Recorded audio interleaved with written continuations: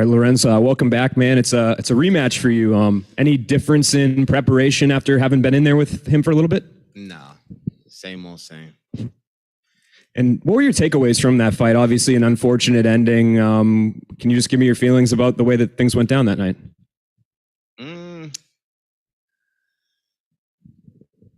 feel sorry for the Tacoma fans. It sucked for them. For the people who came out to support me, and it sucks for that. But I'll make up for it, and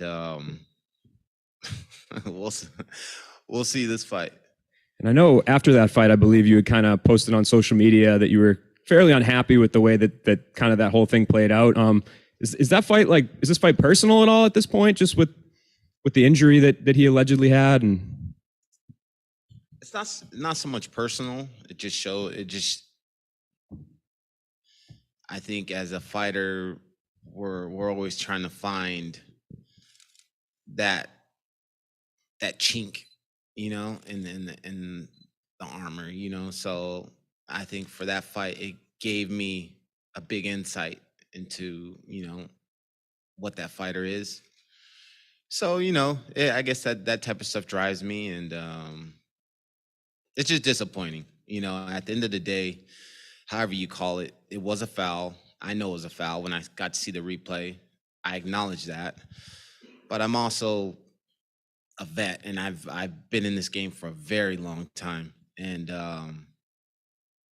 I know a fight-ending blow and a blow just to get you to stop reaching for something, and that wasn't a fight-ending blow, so I'll just kind of keep it at that. And when you went home that night, or when you got back to the negotiating table with Bellator about your next opponent, was there anybody else that you wanted, or did you just automatically want to run this one back? No, this was brought to me, and I said yes. I'm not the guy who goes out and asking for fights. They always present me with the fights, and I always say yes. So it's like, that's just always how it's been. And even though the ending was unfortunate to that last one, it's nice to see you kind of competing more frequently and more consistently now. How big has that been for you in just your training and preparation to be able to fight 3 times in, I believe, 10 months or so?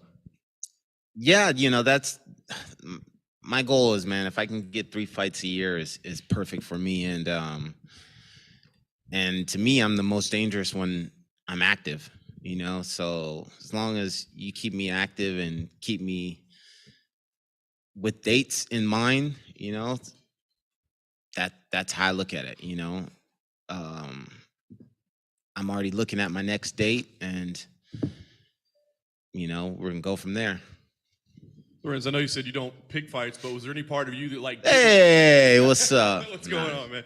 I know you say you don't pick fights, but I was kind of honestly surprised you took this fight again. So was there any part of you that was like, don't give me that name? Well, my thing is like I've been saying, this is before the tragic incident happened last fight. I was like, this is a guy who not too many guys want to fight. You know what I mean? Like, people can say what they want to say. At the end of the day, if you're a ranked guy, you don't want to fight this guy. You don't want to fight this 13, whatever he's 13-0 or whatever he is, but you don't want to risk it. Let's keep it real. These guys don't want to risk the fight. I would, if a guy's number 5 or number 4 or number 6, why risk it on somebody who's not even in the rankings? Which the rankings are stupid and they suck, but why risk it? You would rather risk it against the guy who's number 8 or number 4, So these are the guys the guys that nobody wants to fight, and I always welcome that shit. So that's what drives me in this game, in this diluted ass game we're in right now. So these are the things that get me excited. Why do you think that is? Because it's funny that you identify it, right? Like, you're not shying away from it. You're like, dude, this is some undefeated guy that nobody wants to fight because he doesn't have a name. You're saying, I welcome that. Throw that to me. Why do you think you're built different than everybody else? I got into fighting, man, because I liked the feeling I got from fighting before I was doing it as a sport, right? So it wasn't for media and social media and all that shit, or fucking YouTubers and all this. I got it because I liked the feeling of how I felt in the fight and after the fight. So, and what am I doing it for? You know what I mean? Like, why am I even fighting if I'm not fighting the best guys? So it's just like, what's the point of me waking up in the fucking morning, training my ass off, dieting, eating bullshit to fight scrubs? You know what I mean? Like, to me, it makes no fucking sense. You know what I mean? This is what I love to do, and I love to do it because the feeling I get from it. It's not for all the other shit that comes with it. So I don't know, man. I'm just that old, cut from that old cloth, I guess you would say. Respect for that. I'll ask you, have you let yourself think at all, what happens if I do accidentally foul him in here? Like, what's this dude going to do? Is that going to be a mental challenge at all for you to be like, I can't foul this dude or we're going to see a replay? That motherfucker puts his head right back where it was. I'm going right back to it, but I just look at the ref and make sure that I got an arc on it. So that's like, when you see somebody hit somebody in the nuts, like an inside leg kick, and then they're scared to do it, but then you see those guys that go right back to it. You put your head right there. I'm gonna arc it better this time. Last thing for me, you said you already got the next date circled. Obviously, you pick up a big win here. What is the plan next? Temecula. Why wouldn't they have me on a Temecula card? I don't understand. Like every time I fought there, it's been crazy. So I don't understand why I wouldn't be on the Temecula card. Right here. So coming out of Riverside, how does it feel to fight, close to home? It feels good, man. Feels a little weird because I've been staying at home for the past couple days. Usually I'm in fight, fight week. I'm just I stay at the not the casino, the hotel, and going through all that motion. But it's been a little crazy, but then on the other side of it, it feels good, because fighters like, fight week is always tense as shit. You're trying to look fucking like as normal as you can. Even if you feel a little tired, you don't want to show you're tired because you got fucking camps looking, and when you're hitting mitts, you're looking over your shoulder, and it makes, this is shit that, to me, fighters go through as far as what I go through, so any move that I'm making on fight week, it's always like my head's on a swivel. But being at home, being in my gym, training, not having to be here, it's just kind of refreshing. So how does being at home affect your training camp? My training camp? Yeah, like how do you train differently, being at home versus having camps, on the road to, farther fights? Oh, no, I've never had camps on the road. I'm just saying as far as fight week, just, being able to go back home during fight week, which I've never experienced that before, being able to. So with this fight, debuting on CBS, how do you feel about the platform that Bellator is, putting forth? It's good. I'm on YouTube. I don't know if you heard, but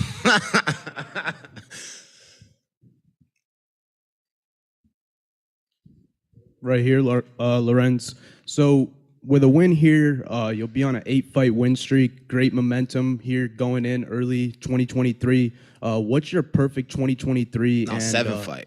What's that? 7 fight. 7 fight. This win would be the 8th, no?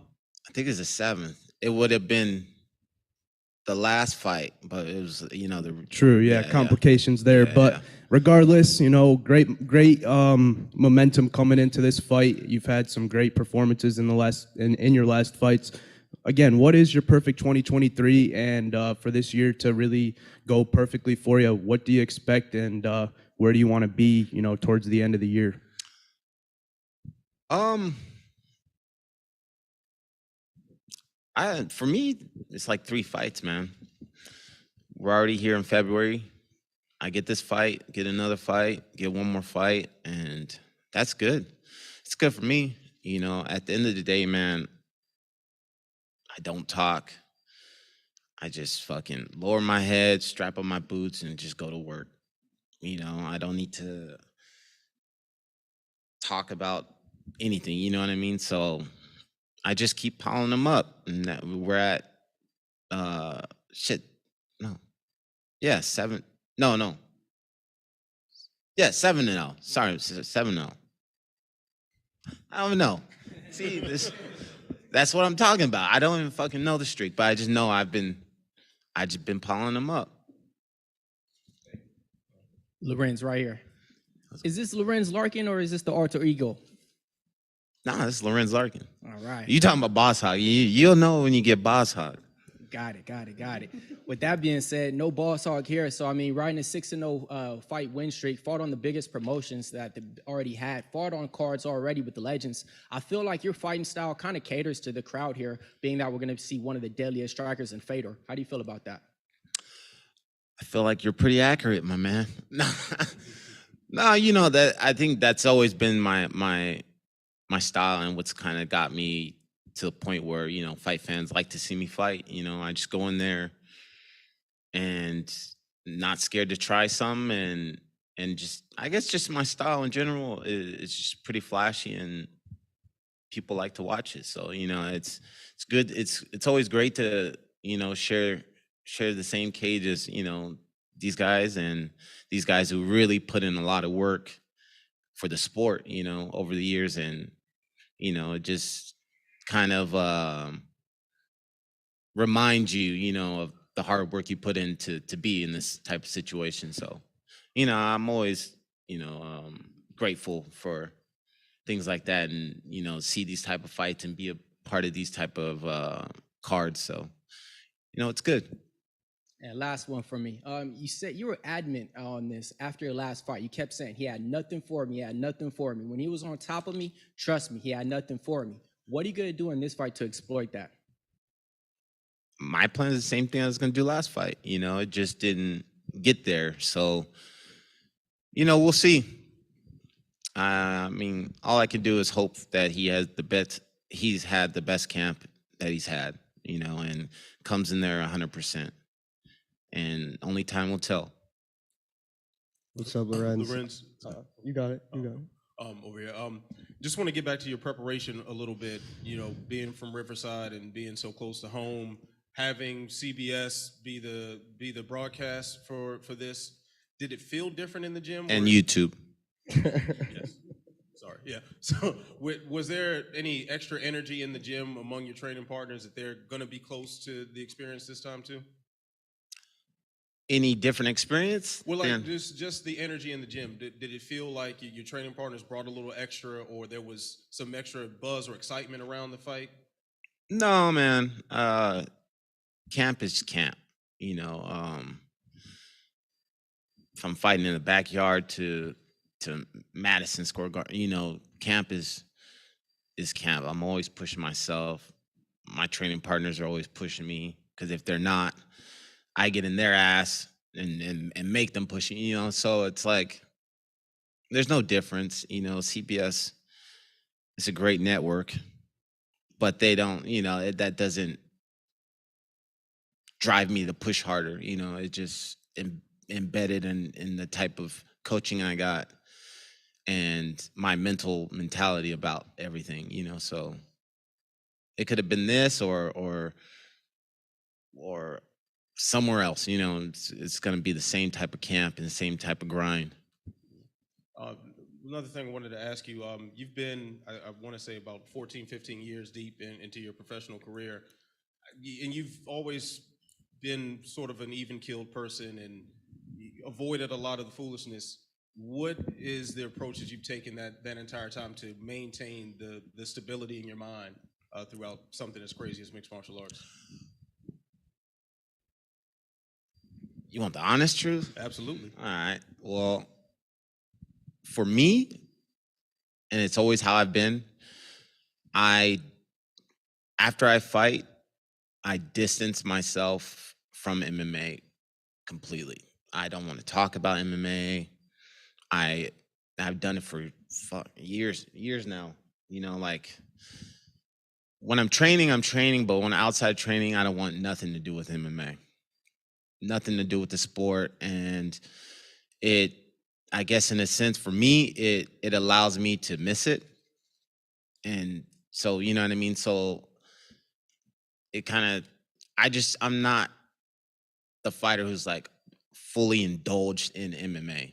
You know, I'd like to do a lot of other things that bring me away from the sport, so that when I come back, I'm like enthusiastic about it, and I want to.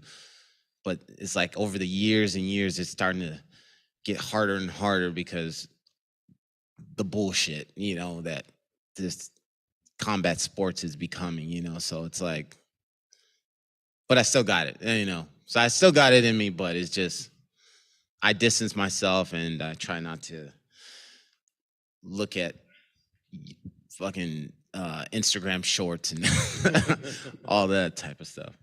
Last one for me. That I want to say it's about an hour or so drive from Riverside to here. Yeah, about an hour and a half.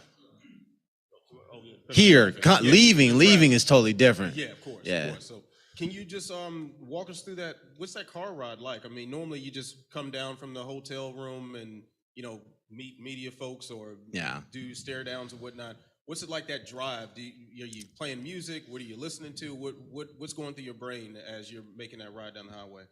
Just listening to my corners bicker about bullshit.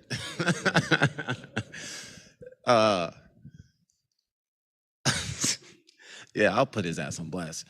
My coach Romy today, so he he's talking about how he had to do a complaint because he got into it with the Starbucks because they took too long with the coffee. I was just like, dude, this is some bullshit.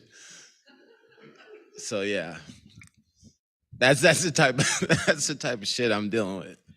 We'll take our last question over there from Dylan. What's up, Lorenz over here? You How's it talked going? about Coach Romy. I wanted to ask you about Coach Rick McCorkle, how he's influenced you throughout your mixed martial arts career, and especially what it's been like to work with him for this training camp. Bro, literally, he's the guy who's really, he's like focuses on my strength and conditioning, and he's really turned my, I guess I would say, for fighters. Well, I don't want to say for fighters because I don't want to speak for everybody else, but for me, a lot of the times in the past when I've been with past promotions or even with past promotions, in the fights, I've always been cautious of my tank, and don't go too hard, or and you're just always worrying about your gas tank. You know what I mean? You don't want to exert and da da da da. So working with him has got my mind frame, and this has been past couple years now.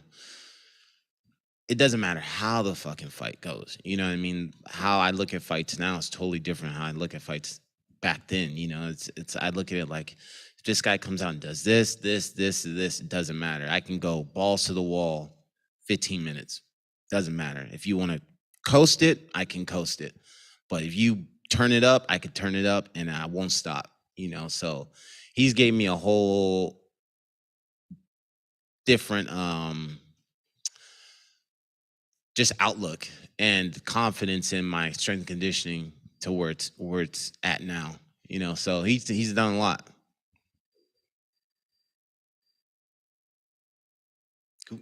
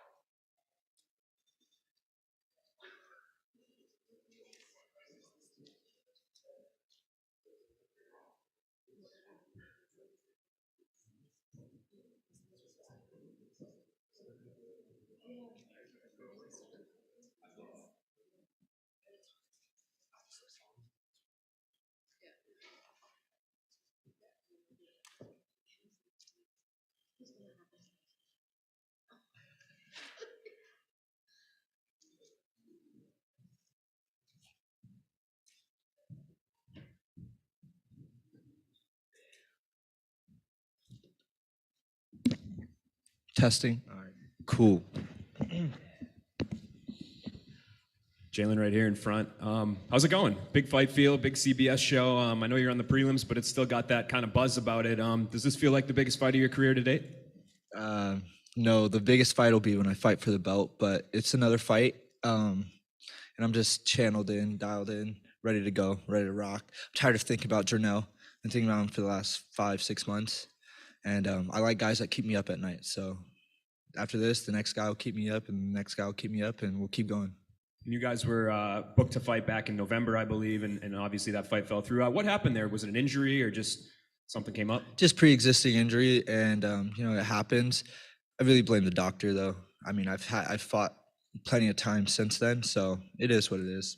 Gotcha. So it was just something like you couldn't get medically cleared. Is that what? Yeah, exactly. Well, I was medically cleared by one doctor.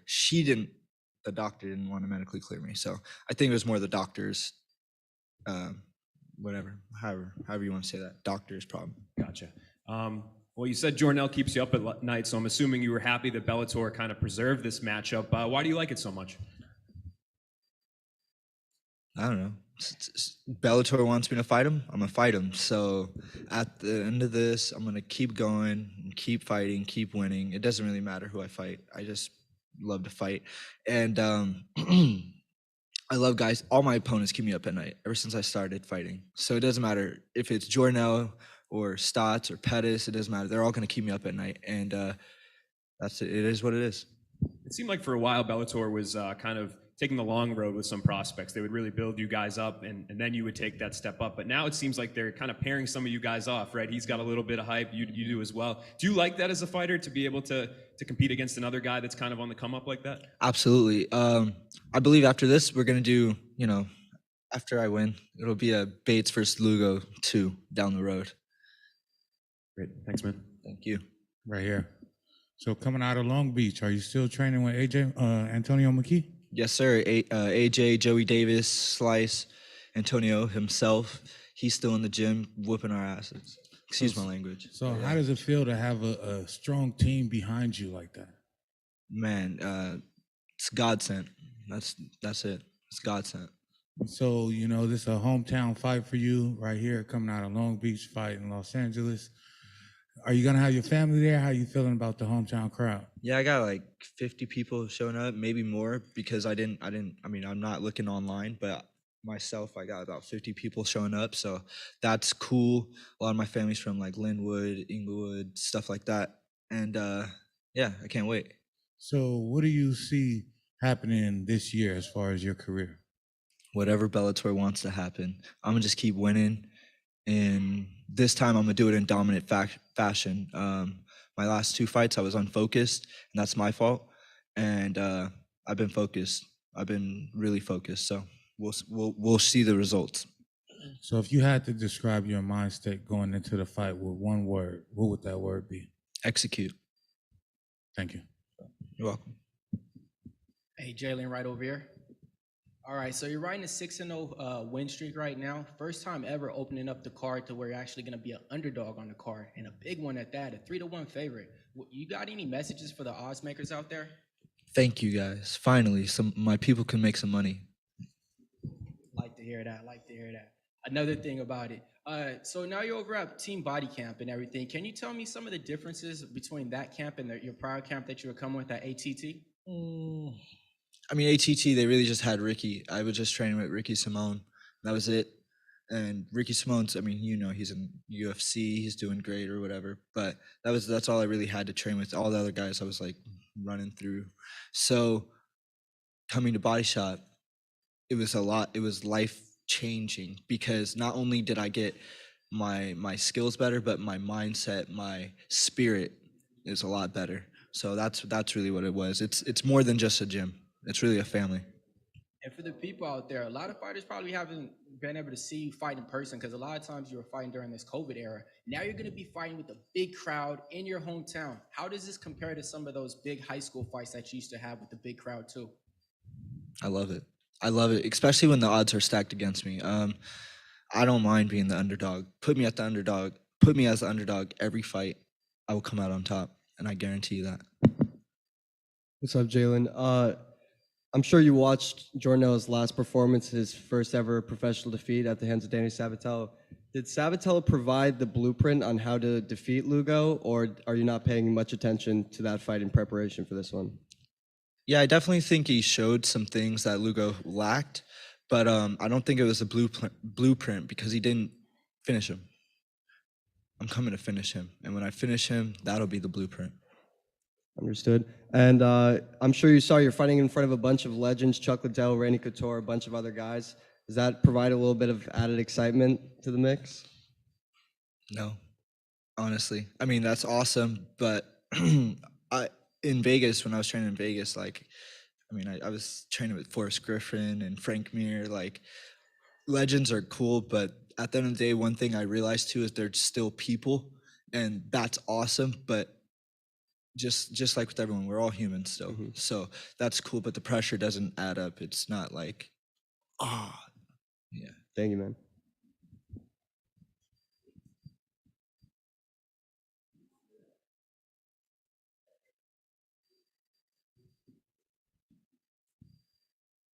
Any other questions?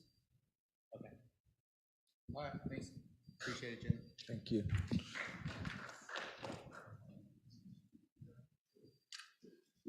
We got Ali Isaev coming up next.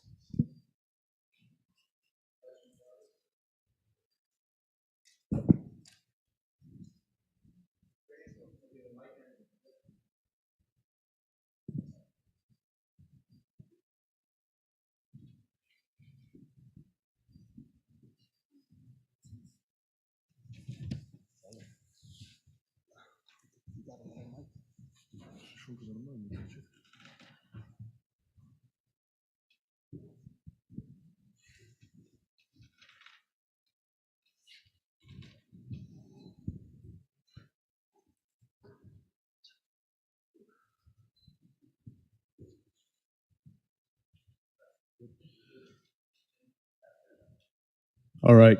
Good afternoon, Ali.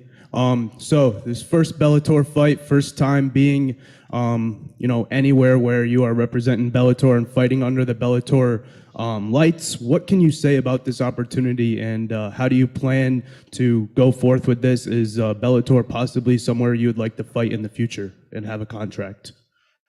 Али, очень рады вас видеть в Bellator. Очень рады, что вы присоединились к лиге. Мы знаем, что это первый бой для вас. Как вы вообще настроены, волнуетесь, и в дальнейшем вы планируете с лигой оставаться, то есть вы собираетесь дальше продолжать Bellator? Спасибо. Конечно, буду, если, как говорится, если получится продвигаться дальше, стремиться к своей цели. Очень приятно, что я оказался в этой организации. Спасибо всем, кто постарались. Просто большой простой. И вот сейчас наконец-то выдался такая возможность, чтобы показать себя. И я буду стараться проявить себя и дойти до своей цели, иншаллах. Thank you for welcoming me in this organization. Yeah, it's been a little break for me. I missed a couple of years.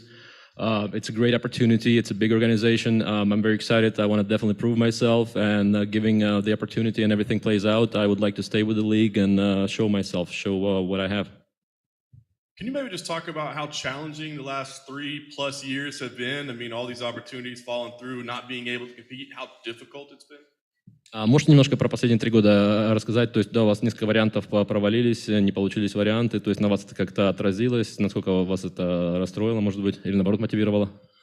3 года прошли, простой был большой, был в ожиданиях, тренировался. И как бы так получилось, что первый год пандемии, не подрался уже, второй год сам заболел. И третий год прошел в ожиданиях, виза тоже закончилась. И как бы, да, сейчас открыл визу, и вот за 3 года вот сейчас шанс выдался, буду, как говорится, драться. Yeah, it's been not easy for me over the last 3 years. A number of reasons. Obviously, COVID happened, so that was a year down. Then I had a problem with visa. That's another year lost. But I've been training. I've been, trying to keep myself in shape. Definitely, it's something I've been itching about, to be in the cage again, and that's my time now to shine. So I'm definitely looking forward to Saturday. How challenging was training? I mean, how intense was the training? Like, was he able to stay focused, or did he find it difficult to stay focused, knowing, there wasn't necessarily a fight in front of him? Насколько вам сложно было тренироваться, себя в тонусе держать, когда вы знали, что один бой не получился, потом там пандемия прошла, то есть как бы вас это демотивировало или наоборот вы как бы хотели следующий бой получить? Ну, как сказать, мне это дело нравится, как бы, да, я получаю с этого удовольствие, из-за этого меня это и мотивировало, потому что это моя жизнь, я всю жизнь отдал этому спорту, из-за этого для меня как бы наоборот провалил, значит, на ту волю Всевышнего, из-за этого я как-то к этому нормально отношусь. Из-за этого для меня только удовольствие доставляет. The way I see it, there is God will for everything, and I don't separate one from another necessarily. It's a lifestyle for me. Yes, I didn't have fights, but for me, training and preparing and sparring, it's the same part of it. Like I get excited every time I train, so I stay motivated by that, and I get pleasure just from training. Obviously, fighting is great, but I always stay motivated training with guys, sparring, and now I'm back to the cage. He comes in to make his Bellator debut, faces number 5 right away. I mean, a top 5 opponent immediately. What was the thoughts when that was the opponent given, and maybe does it talk about the respect that they have for where he still stands? Первый ваш оппонент, которого вам дали в Беллаторе, это человек, который 5-м стоит в рейтинге, то есть вы в топ-5 уже заходите автоматически. Что-то вы знаете про своего оппонента, ну и, соответственно, насколько вы считаете, вам серьезно к вам относятся, если вас уже дали одного из 5 лучших бойцов вам? Ну, если Bellator мне дала такого хорошего бойца, топ-5, который входит, я думаю, они как бы на меня тоже смотрят хорошо и дали мне шанс, и я постараюсь воспользоваться этим. Еще что было? Ну, боец хороший, я этого парня знаю, когда я дрался, мы в одном зале тренировались, хороший парень, хороший боец, без проигрыша, что можно сказать? Хороший парень, хороший боец. Yeah, I think Bellator I thank Bellator for taking me that seriously. That if they give me one of the top 5, definitely it's a good opportunity for me, and they consider me from the right perspective. I know him. We trained before. We went to the same gym. He's a great guy. To what I understand, he has no losses, and I'm definitely looking forward to this matchup. Last question for me, I guess, just what's the path going forward? I mean, 39 years old, but I guess didn't fight for a few years, so maybe saved a few years. I mean, does he see himself making a title run here? What's the plan for the remainder of his career? У вас уже возраст 39, как бы, понятное дело, что вы несколько лет пропустили, может быть, как раз-таки эти года еще и наверстаете, то есть отдохнули немножко. Какой у вас план? Хотели бы вы стать чемпионом в Беллаторе, то есть хотите до победного идти? Ну, конечно, как любой хороший боец, я думаю, у любого стремления и желания дойти до пояса, и, конечно, дан шанс, и я буду идти к этой цели. А исход уже от Всевышнего посмотрим. А так, цель, конечно, неплохо будет. Yes, as any good fighter, I'm always going to be striving to get a title. I still believe I still have something, left for me, and definitely, if God allows, I'm going to go for a title here. So, wanted to ask you very quickly here. It's hard not to notice that there's a big heavyweight fight in the main event. We've got a heavyweight champion from another organization fighting on the card. Was the idea floated at all that in case something were to happen with any of the main event fighters, that Ali would take its place? У нас также главный бой, тоже тяжеловесы идут, как бы, и вы заходите из другой лиги чемпионом. У вас была когда-нибудь такая идея в голове, что, может быть, если у них у кого-то не получится, что вы можете зайти как на замену на главный бой, как альтернативным бойцом? Ну, я об этом не задумывался, конечно. У меня не было такого в мыслях. Как-то не возникало. No, that's actually not something I considered or thought about, but a good thought on that. And last thing I wanted to ask, new to the Bellator heavyweight division, are there any particular fighters, aside from obviously the opponent facing Saturday, that you're excited for, just matchup-wise, just sounds fun, or personalities you want to see if you clash with, whatnot? Поскольку это ваш первый раз в Беллаторе, вообще, то есть на другие бои на карде, может быть, вас какие-то заинтересовали, вы хотите конкретно кого-то увидеть, или, может быть, наоборот, какого-то оппонента в будущем хотите для себя увидеть? Что вообще вас в Беллаторе очень заинтересовало, что вам нравится, в глаза сразу бросается, что вам понравилось и привлекает вас? Ну, в глаза бросается, такого нету, кого увидеть, да, там какие-то... Просто задача сделать свое дело, да, выиграть бой, да, одна из самых главных задач.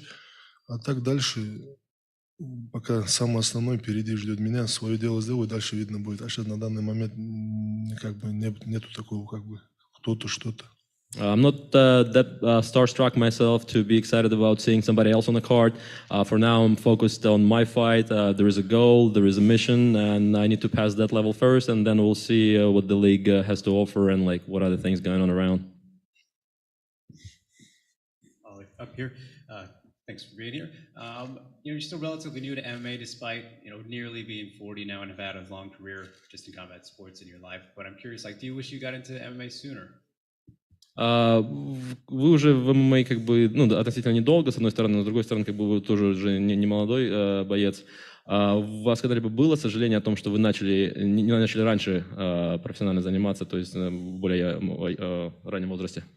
Нет, у меня не возникало такого. Я думаю, я в самом таком нормальном возрасте попал в ММА. Да, простой есть 3 года, но я ни о чем не сожалею. Как говорится, Всевышний лучше знает, из-за этого ничего не могу сказать. Вот года, не года говорят, уже это все зависит от твоего внутреннего состояния. Из-за этого я ни о чем не сожалею, что рано пошел или что-то. Я думаю, все как положено, идет своим чередом. I don't think that I got in late. I'm pretty happy and confident the way I am now. And yeah, I know people say it's the age, but I believe it's how you feel inside, how flexible you are, how trained and prepared you are. So for me, I think there was, it was God's reason for me to be here at this age. I lost a couple of years, but I still believe I have some to show. And in 2008, you were wrestling at the Olympic Games in Beijing. That was the same year as Fedor made his U.S. debut, finishing Tim Sylvia in 36 seconds, of course. Did you watch that fight back then? Have you been a Fedor fan throughout your lifetime? Когда вы участвовали в Олимпийских играх в 2008 году, Федор как раз дебютировал на американском каналах. И видели ли вы этот бой, если помните что-то про это, и как вы считаете вообще, то есть вы могли бы тоже сюда раньше зайти? Я когда боролся, об этом не думал. Так промелькало в мыслях, но что я буду драться, там такого не было. У меня это как-то решил так резко. А так, да, за боем смотрел, всегда, все мы как бы смотрели Федора бои и получали удовольствие. Из-за этого хороший бой был, я помню. А так, не было такого, чтобы я там как-то думал об ММА, там, что какие-то моменты не бывало. Back then, I was completely in a different mindset. I was mostly wrestling, so that was my niche.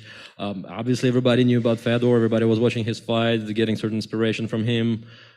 He was a big shot, and but back then again, I was not really considering MMA that seriously. I was doing quite different stuff. So I'm sure did you ever imagine you'd get to fight on the same card as him? Then I imagine probably not, since you were thinking about it. But what is this experience like, getting to be a part of something with his name attached now? Я так понимаю, вы тогда раньше еще, конечно, не ожидали, что вы можете на одном карде с ним оказаться, поскольку вы занимаетесь борьбой. А теперь это уже как бы сейчас реальность, то есть вы на одном карде с достаточно серьезным известным человеком, то есть для вас это как бы значение имеет какое-то? Мне приятно, что я оказался на таком турнире номерном, таком, который будут драться такие бойцы, тем более Федор уже завершает как бы свою карьеру. И мне очень приятно, что оказался на этом турнире. И, как говорится, положительные эмоции. Yes, definitely it's pleasant, well, for once to be with Bellator and second to be with Fedor on the same card. Yes, he's probably also wrapping up his career, but they're a legend, and no matter what age, you want to be somewhere close to them and get some inspiration and kind of be part of a bigger picture, of a bigger deal. And Fedor, in his prime, always known for his speed as a heavyweight and the heavy strikes that he has. And some fans have made comparisons of you to him a little, but I'm curious, do you see these, and just how would you compare yourself to Fedor's style? Федор, когда был более молодым, многие его отмечали за скорость, то есть он всегда не был таким неподвижным, он всегда двигался хорошо. И многие, некоторые фанаты вас тоже с ним сравнивают в том плане, что у вас есть скорость, несмотря на тяжелый вес. В этом плане вы как думаете? То есть есть какое-то сравнение, то, что у вас скорость и у него скорость, то есть как бы такое? Ну, я, честно сказать, об этом не задумывался, честно сказать. Ну, Федор, он как бы, да, весом поменьше, конечно, он должен быть скоростным, это не обсуждается. И сам человек даже тоже такой, да, как бы стремился, наверное, это годами это все как бы тренировал и добился этого результата. А так я не знаю со стороны, какой я скоростной или какой, как-то на это внимание не обращал. А Федор, он скоростной реально. Yeah, I know that Fedor, he's a little lighter than I am, so obviously speed is going to be given.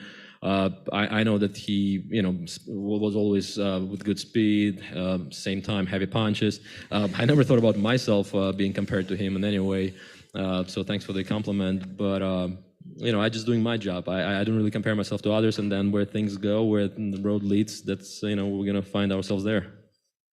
And last thing for me, do you have a prediction for the main event that you think he's going to get it done? По поводу главного боя, у вас есть какое-то ожидание, предсказание, как вы думаете, кто победит? Никогда не любил предсказывать заранее, не могу ничего не сказать. Это тяжелый вес, может все что угодно случиться.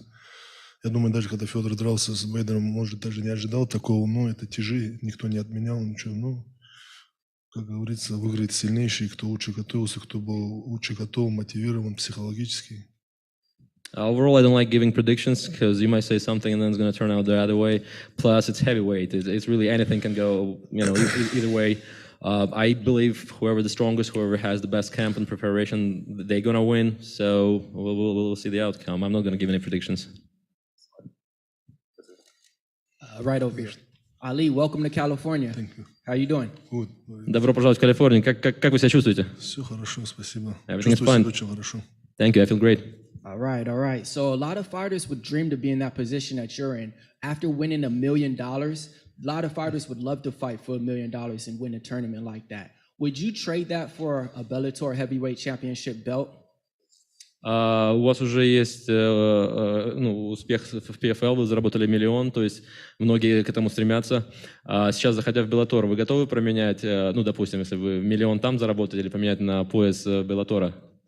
Что для вас как бы важнее, если это можно сравнить? Ну, поменять уже, как его поменяешь, она уже есть, и неплохо было бы в Беллаторе тоже завоевать, и было бы все вообще шикарно. I don't think there is trade needed to be done. I have already one, and I think we can get the other one. Two is better than one, so we can get $1 million and a belt of Bellator. I like it. And your opponent, I mean, he's undefeated. And he's a little bit taller than you too. So how do you actually see this fight taking place, and how have you been preparing with actually training with taller guys besides yourself? Ваш оппонент немножко выше вас. Как-то это отражалось на вашу подготовку, то есть в том плане, что вы как-то брали в расчет, может быть, занимались с ребятами, которые еще повыше вас? Ну да, спарринги делал, были ребята повыше. Такого-то высокого не было, но были повыше меня, работал с ними. Ну, для меня это как бы, да, особо такой важности не играет, высокий, низкий. А так ребятами делал, тренировочный процесс проходил высокими. Yes, during sparring process, we had a couple of guys who are taller than me. I mean, it's hard to find people that tall overall, but I don't really think that's going to be the factor here. But to answer your question, yeah, I had a couple of people in the camp who kind of helped me being taller than I am. All right. Anybody else? Next up, Grant Neal.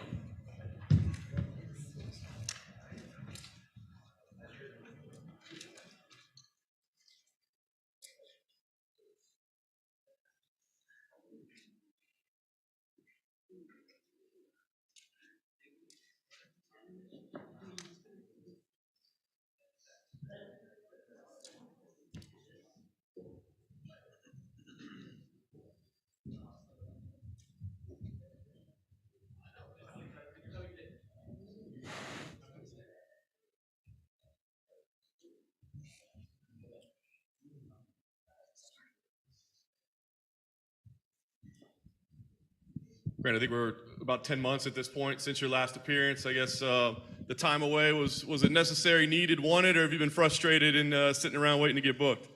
Hey, I'm always ready to fight, so I don't like to sit around. I want to get in there, get the job done, do it again. So with the time away, were you pushing during that time to get booked, or was there just nothing available? You're waiting for certain matchups? Oh, I'm calling every day, showing up to every fight, making sure that they see my face and know that, hey, the truth is ready to fight. So has it been kind of challenging to have to sit on the sidelines? I mean, it's always challenging not being able to do your job. I'm sure a lot of people experience that these past couple of years, dealing with COVID and everything. So, yeah, it sucks not being able to do what you love to do. I'm not going to sit here and say that it's a fun time, but I'm happy to be back. I gained a lot of knowledge. I used the time very wisely. I'm just excited to show it. So they come to you with a matchup, like you said, you just need to fight. You'll fight anybody. They give you Karl. Excite you? What did you think about the matchup itself? I think it's a great matchup. I'm just excited to show what I can do, and I know that my team has seen everything and all the work that I put in, so I'm excited to show the world. Technically, fighting down a little bit in the rankings, which sometimes people are hesitant to do. Did that bother you at all, or did you mind? No, Karl's a great opponent. He's a veteran. He's been in the sport for a while. He's fought some of the best in the world, beat some of the best, and I'm excited to test my skills against someone like him. Anything in particular that you're most concerned about or feel could be the biggest challenge to you? No, I'm not concerned about anything. The biggest thing that I will say is I'm excited to show what I can do. I'm not too worried or focused on everything that he does. He's a good fighter. He does things well, so you can't focus on that. I focus on me. Last thing for me, I mean, a big win here obviously would be a win over a ranked opponent. It's early in the year, so you can get some more in. So what's the goals for 2023? How do you see the rest of this year playing out? The rest of this year playing out, so go and get this win, and then I get to marry my fiance, and then after that, we're going to fight again.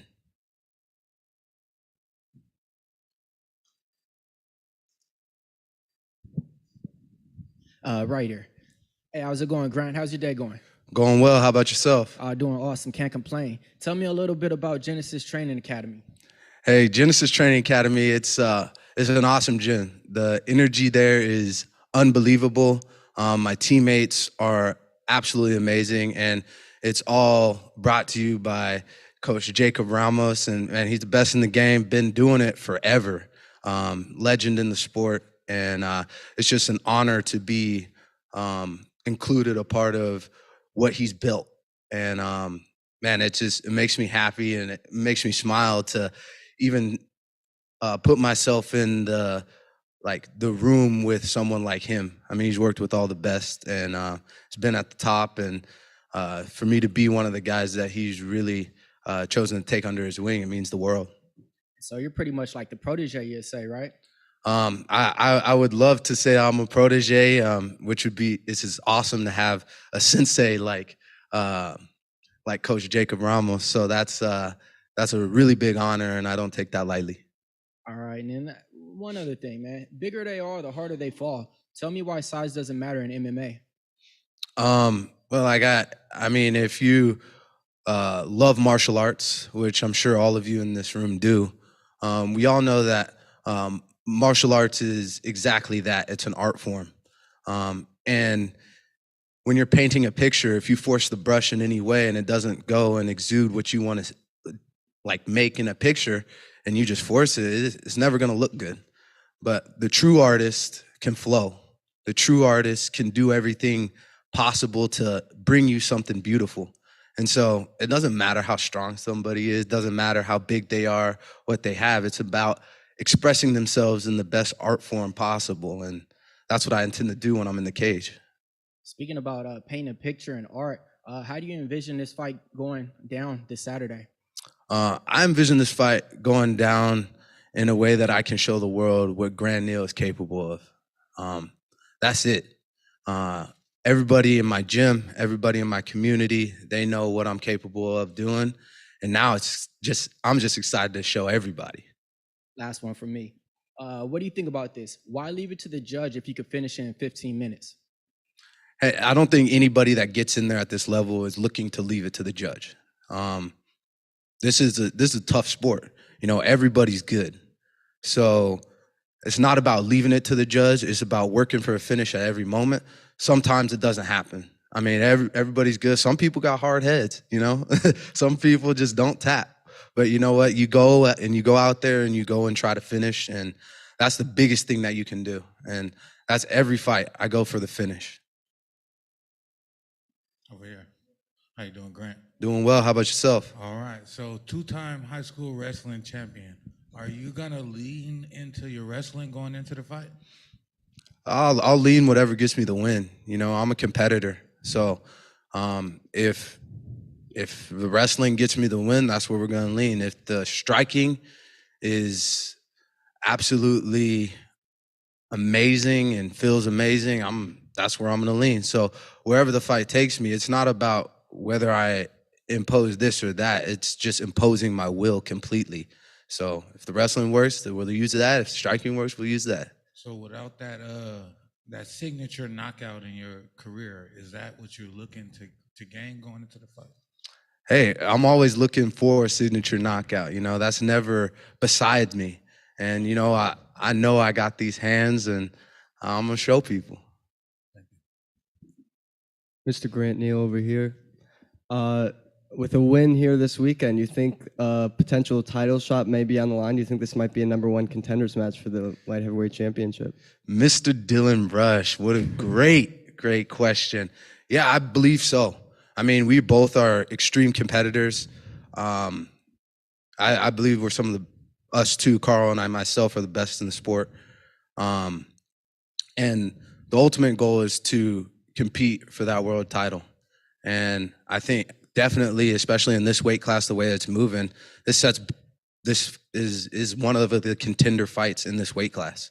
And I believe it definitely sets either one of us up for a title shot. It's going to be me.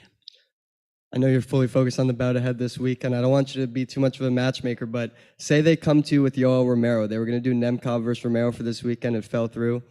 Do you feel like it would be an honor to step in the cage with someone like Yoel and all he's accomplished within the sport? Hey, everybody in the top 10 in Bellator is an honor to step in the cage with. I mean, you look at that top 10 and name one person that wouldn't be an honor to step in the cage with. That being said, there's only one thing on my mind, and it's going out and beating everybody in front of me. So whatever they put in front of me, whoever it is, all respect aside, I'm going out there to beat them. You had a long layoff before this fight. You mentioned your marriage is coming up, your wedding's coming up, but if all goes well in this one, maybe a quick get in, get out first round, would you like to fight on that card March 31st in Temecula alongside your teammate Archie Colgan, maybe a quick turnaround? Hey, if that is in the cards and my coach wants me to do that, I'm all game. So like the biggest thing for me is I'm a team guy. And so whatever makes sense for myself and the team, we're going to do it. You talked a little bit about the room, but Kamaru Usman, Muhammad Usman, Justin Gaethje, you, yourself, of course, Archie Colgan, Rose Bruno, a bunch of other guys. Do you feel like that's one of the best rooms, if not the best room in the sport? Yeah, I mean, Jake does a really good job in bringing what we need in every one of our camps. I mean, this camp, it was unbelievable. I had Mo Usman and Alonzo Minifield and Pat Barry really just in there every single day. But then you have guys like Archie and guys like Brandon Gertz that are just in there. Like, we're not the same weight class or anything, but that energy elevates your game and makes an atmosphere so you're ready for anything once you get in the cage. And I mean, it's a beautiful thing. And I mean, just competing and being in a room with guys that are champions, have been champions, working with the best is something to be said about that. And lastly, what can you tell me about Coach Peter Straub? Is he here with you this weekend, Peter Straub? And yeah, Coach Peter is here with me. He's my jiu-jitsu coach, and I should say jiu-jitsu professor, or else he's going to get mad at me. But he's really helped my Brazilian jiu-jitsu game a ton. He's really helped develop me into a really well-rounded fighter, and to show me that, hey, like, we're not here to win jiu-jitsu world titles. We're here to be anti-jiu-jitsu and beat the shit out of people. So, I mean, there's nothing more that you can want from a coach, you know, and he understands my mentality, understands who I am through and through. And to have that in your corner, I mean, who could stop you?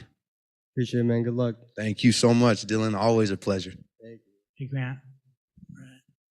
Grant. Your last opponent, Christian Edwards, is moving up to heavyweight. I guess how does it feel to get the last one over him and make him move up to another division? Hey, I mean, I think that's a really good move for Christian. I think it definitely fits his skill set and what he does. I mean, That dude was, all you guys said, he's the best striker in our weight class, in our weight division. Every single one of the proponents that here were like, hey, Christian Edwards is the next John Jones, you know? And so it excites me to be in the cage with someone like that and to show that, hey, I can nullify that and I can do things and impose my will on somebody of that caliber. That being said, Christian Edwards is an awesome guy, great competitor. I actually was able to have the pleasure of bringing him in at the beginning of my camp to come and work with me on some stuff. And we've grown into becoming like even friends now. And it's been awesome having him around even after competing. And it just shows, as a testament to who he is as a competitor and as someone in the sport, that he's willing to, you know, get better. Not just, oh man, this guy beat me and now it's just like animosity and I can't do anything. No, he's going out and he's seeking, hey, what did I do in this fight that maybe I could have changed? And not only that, I'm gonna put myself in the fire and come and train with you. So like, man, heavyweights better watch out because Christian Edwards is coming. How did it feel to get back in the win column with a win over him after coming off a loss that you felt that you won? It was like it left a nasty taste in your mouth, and just how did it feel to get back in the win column over Christian Edwards? I mean, it felt amazing, you know. Like I said to just not a second ago, it's like, man, I'm a competitor. It doesn't matter if we're playing ping pong. I don't like to lose. So that taste in your mouth is terrible, and you never forget it. Like, it's everybody in the world loves to win. Like everybody loves to win. You love to win. Right here, you love to win. But not everybody in the world absolutely hates to lose. Some people are okay with it. You know, some people are like, maybe next time. No, that's unacceptable for me. And it lights a fire under me that's unattainable. It gets at me every single day, and that passion. So it's like constantly just like a pilot light. And yeah, I love winning, but winning isn't for me. I absolutely despise losing. So winning's fun, but yeah, I think you really got to hate losing, you know? How did you get over that loss to Alex Polizzi? It's not getting over it. It's learning from it, right? I don't even call it a loss. It's winning and learning. So that was huge, you know? It like definitely a lesson. And I'll just leave it at that because like that's exactly what it was, is a lesson. And trust me, it's with me every single day. I won't ever forget it, you know? Is it a fight that you want back? Oh, we could run it back anytime, if it makes sense. But like what Dylan Rush was saying, I really believe that this is a really big fight for the motion of the light heavyweight division. We are both still pretty young. I can't speak to what Karl is going to do in his career, especially after this fight. But as far as the future of the light heavyweights in Bellator, this is the fight that you want to see. And finally, just fighting with Fedor, what's that mean to you?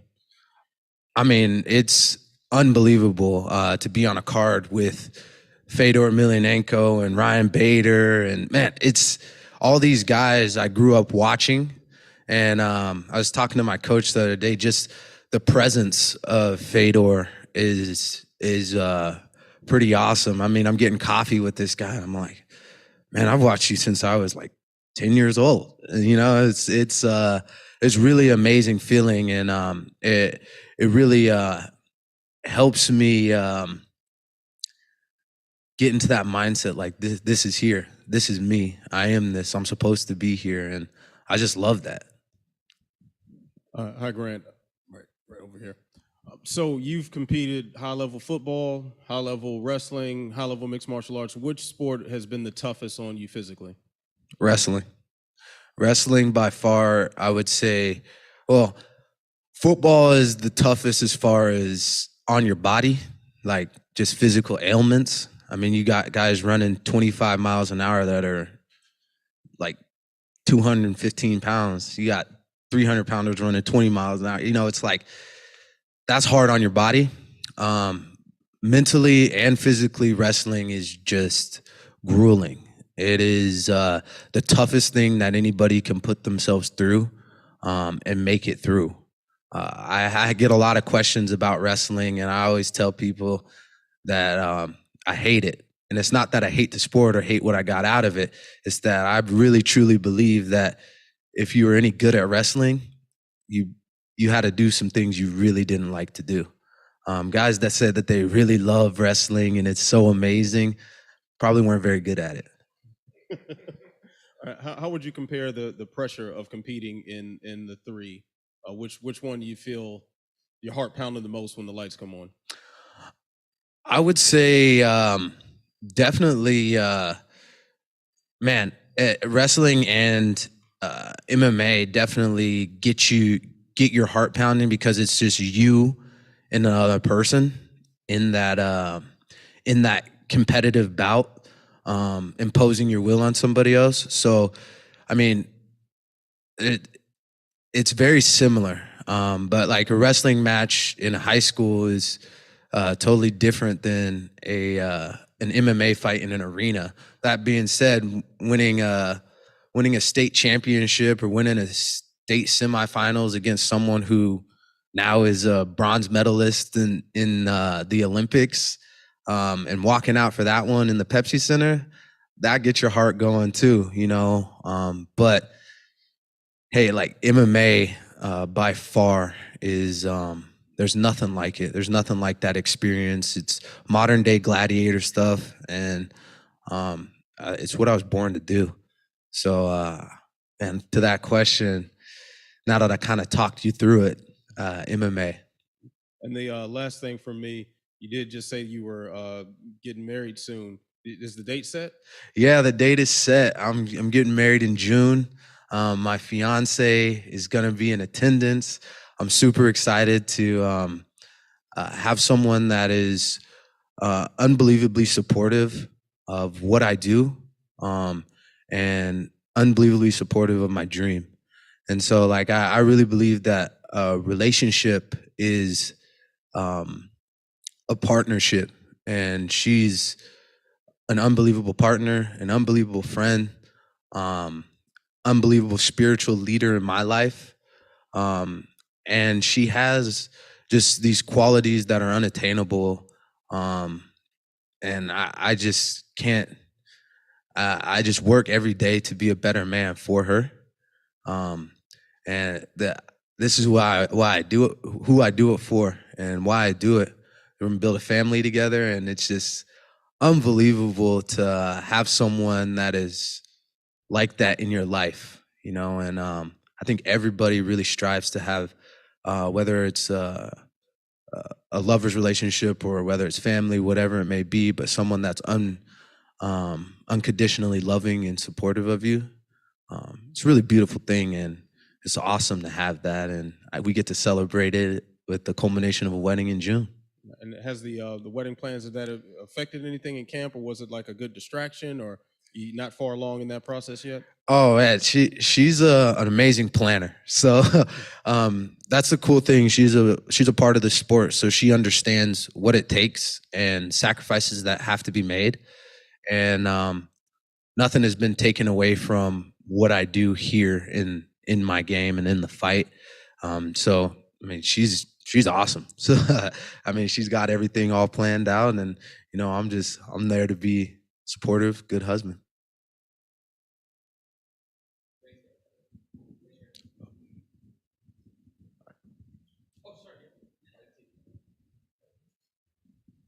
Hey Grant, so you're a former Tough Enough amateur light heavyweight champion.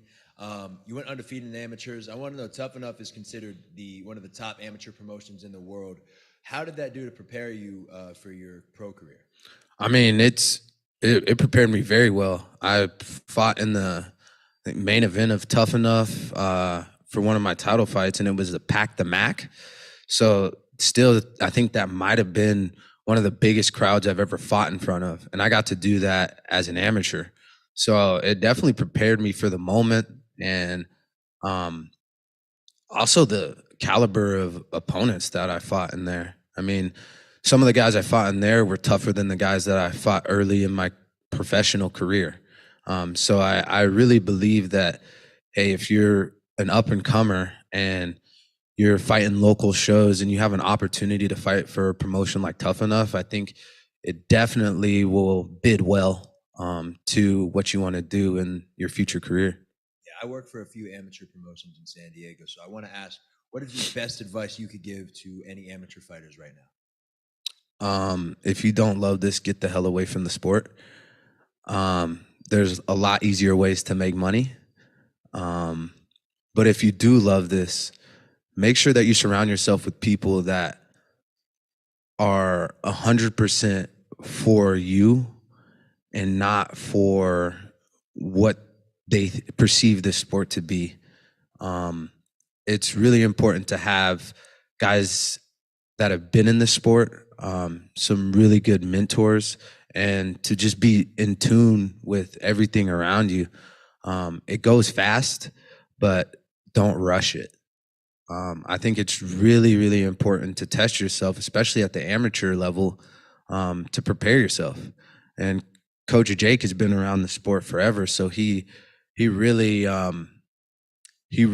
made sure that I was ready for every moment that I've stepped into. So, I mean, going to Tough Enough was his choice. He's like, hey, we beat everybody in this area, in this region. We're going to go Tough Enough on a world stage. They're going to come in here to think they're going to feed you to somebody, and you're going to go and snatch that title. And we did that, and then we defended it. And it's prepared me well for this moment. Yeah, last question for you. What did winning an amateur title do for your confidence? I mean, I never really thought of it as winning an amateur title. It wasn't like a huge goal of mine. My goal was always to get better every fight. So I didn't really put too much stock into the title. It's like nice to say, I guess, but that's the thing with winning. One of the scariest pitfalls of winning is winning, and you don't want to fall into that trap.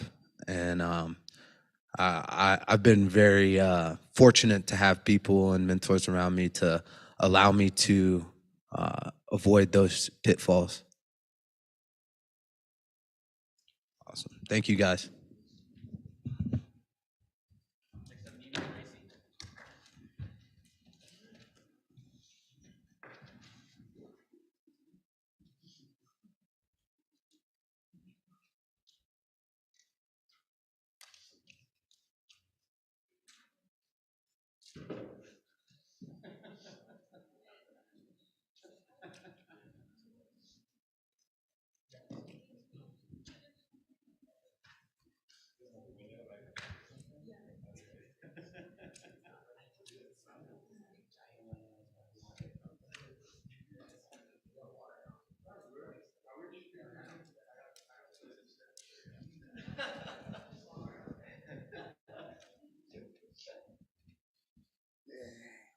How are you guys?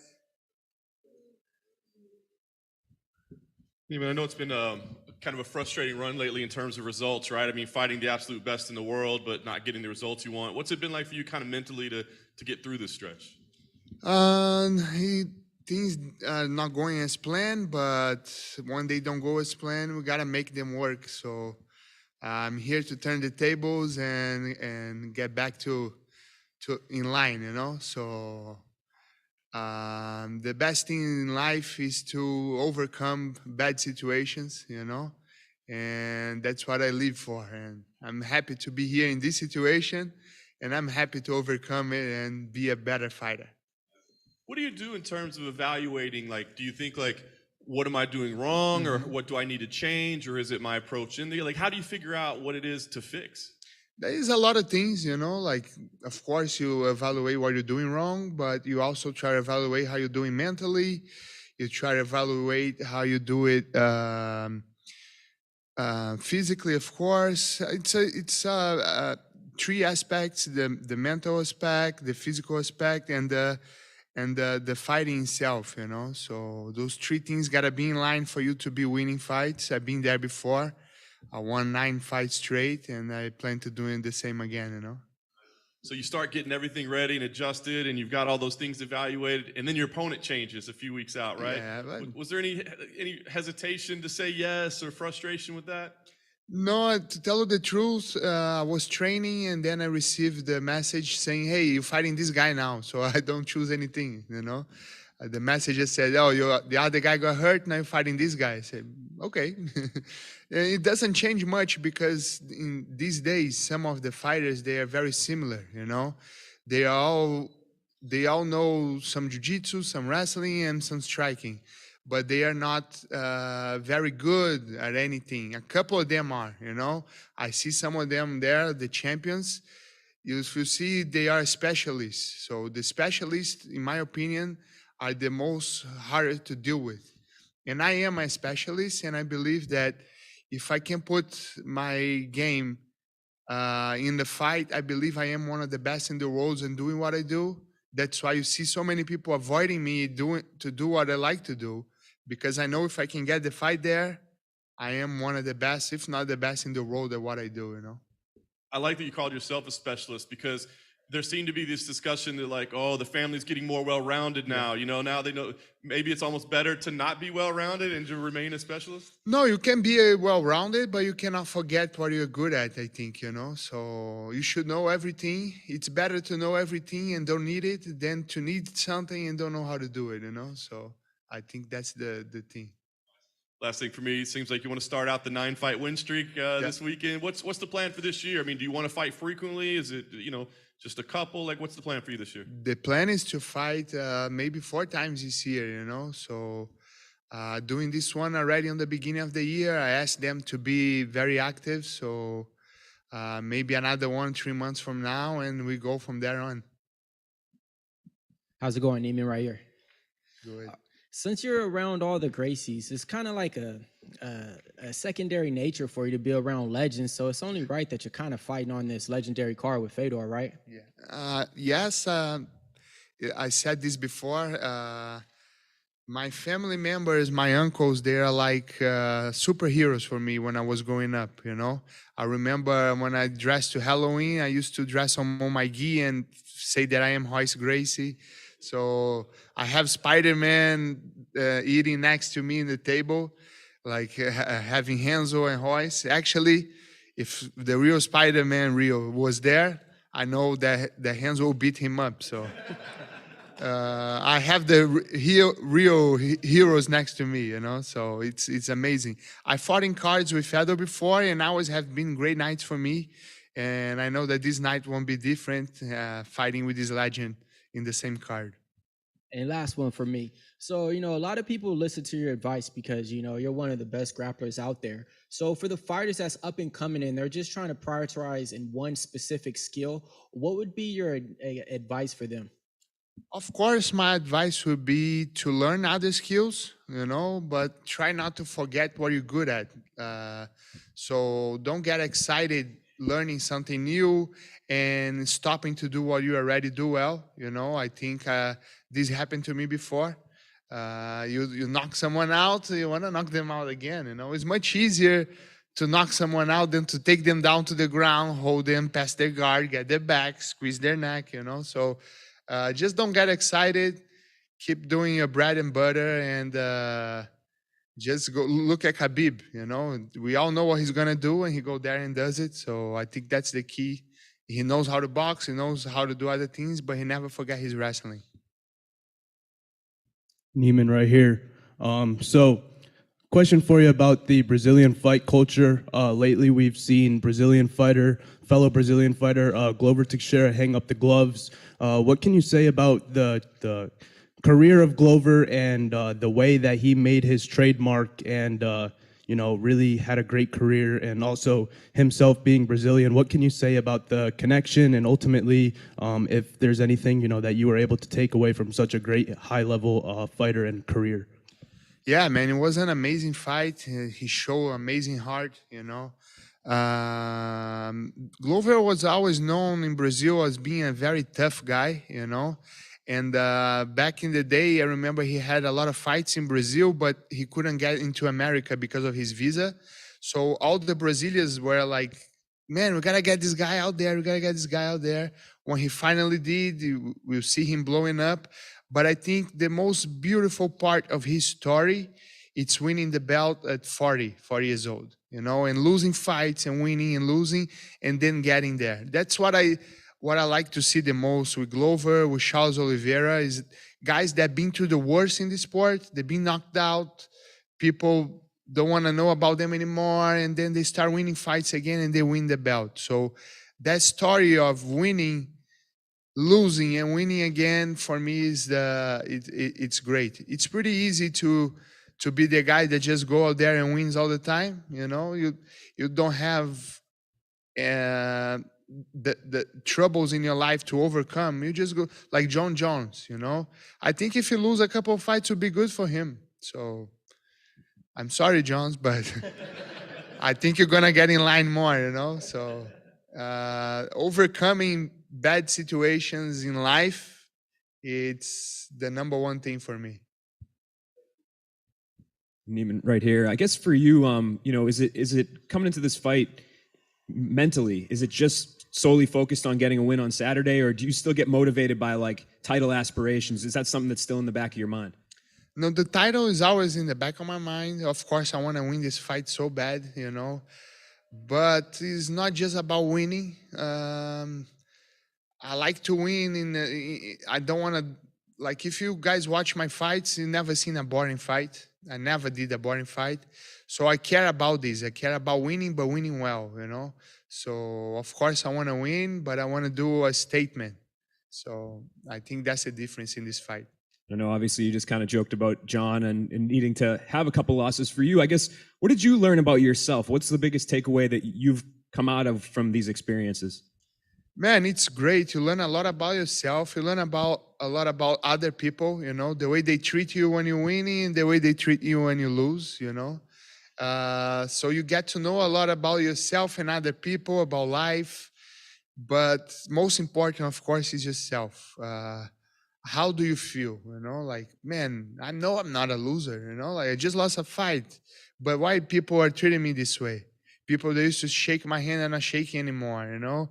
And you start seeing things and you start seeing who's real, who's not.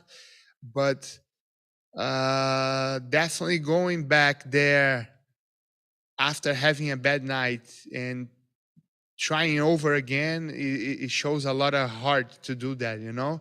I could stay at my house and then have a fight again and, man, hey, I won a lot of fights in the past, you know? But no, man, I know I am one of the best in the world, and I can prove it, and I will prove it.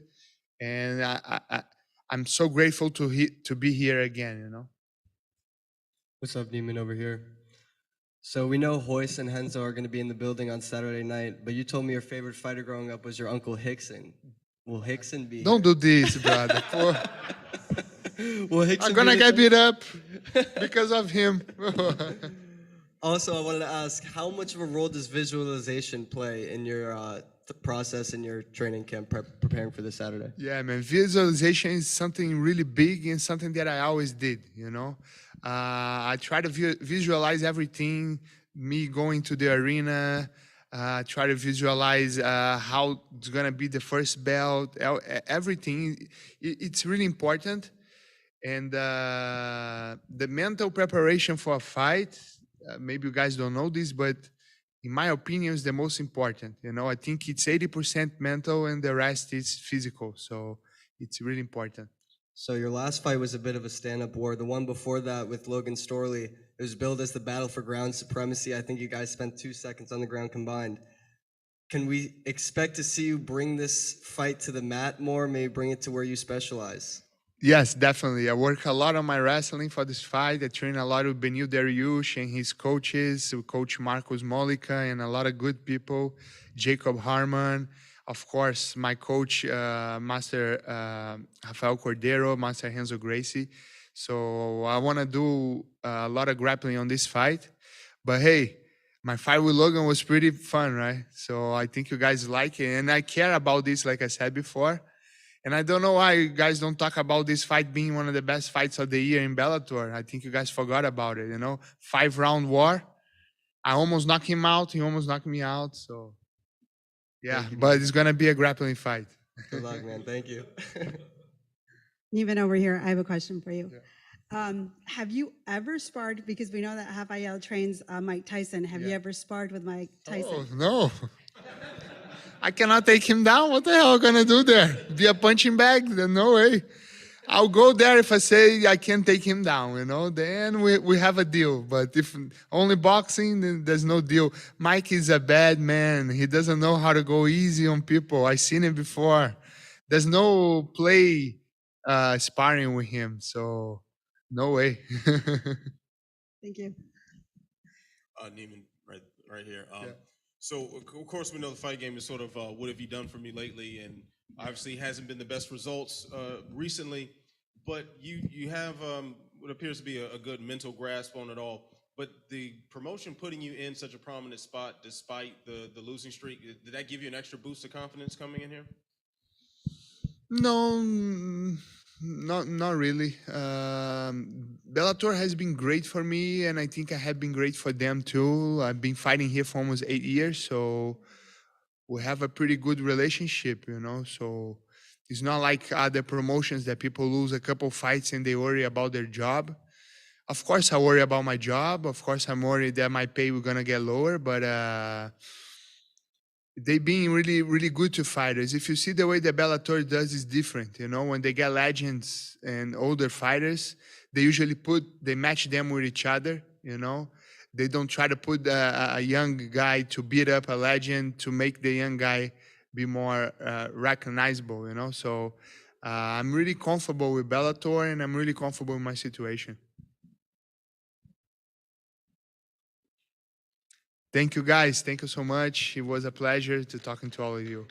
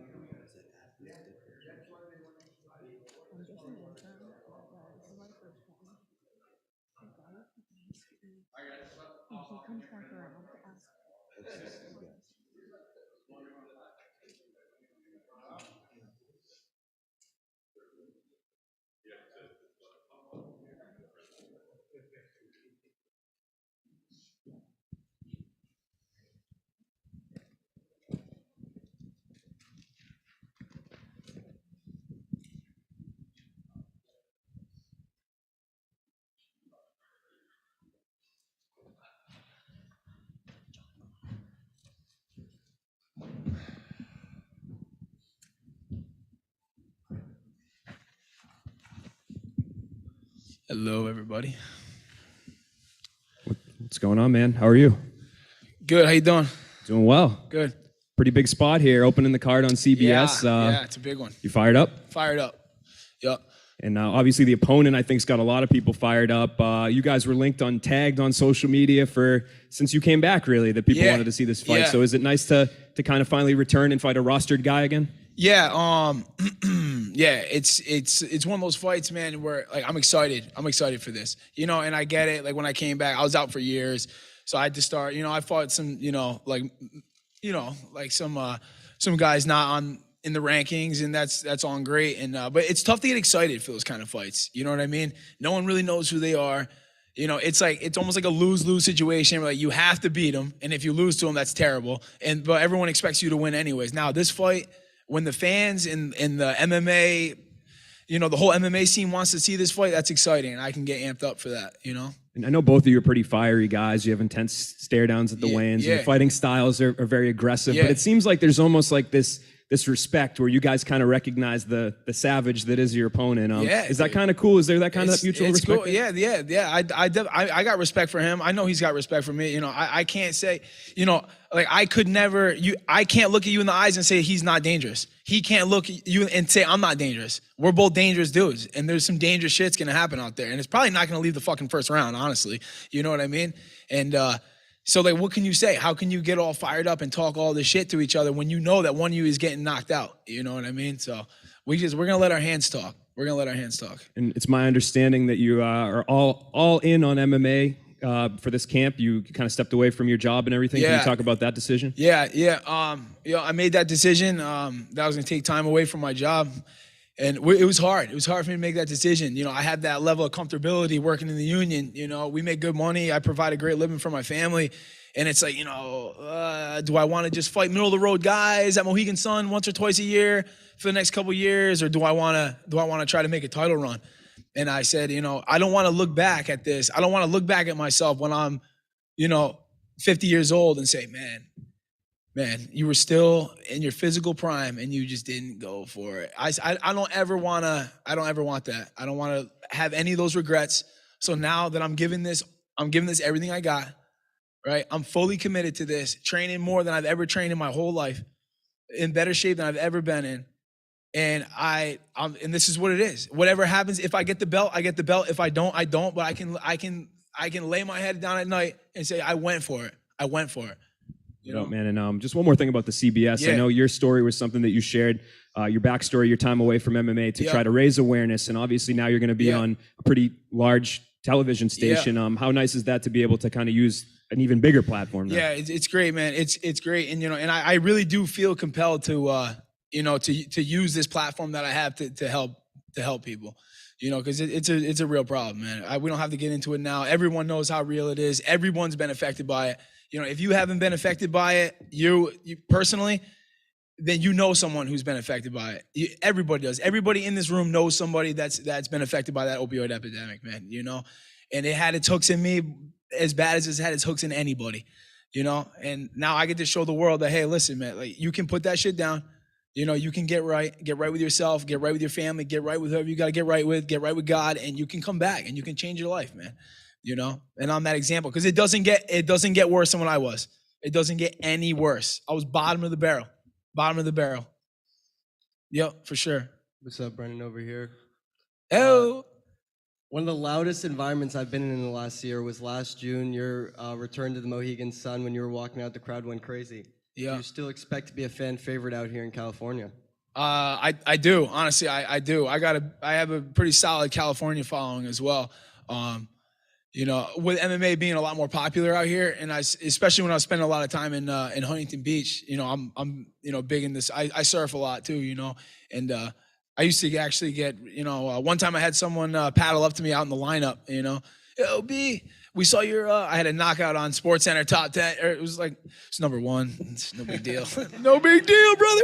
And no, I had a guy who was like, yo, we saw your knockout on top 10. I was like, oh, yeah, sweet. You know, it was crazy. But I do have a good fight. I got a lot of people coming out. A lot of my boys flew out. I got a big team here with me. A lot of guys I work with fly out, man. So you can expect some crazy construction workers in the house, man, repping that union money. You know how we do it. And that's it, man. Yeah, I'll be, house will be rocking. It'll be rocking for me. Did your daughter make the trip out for this one?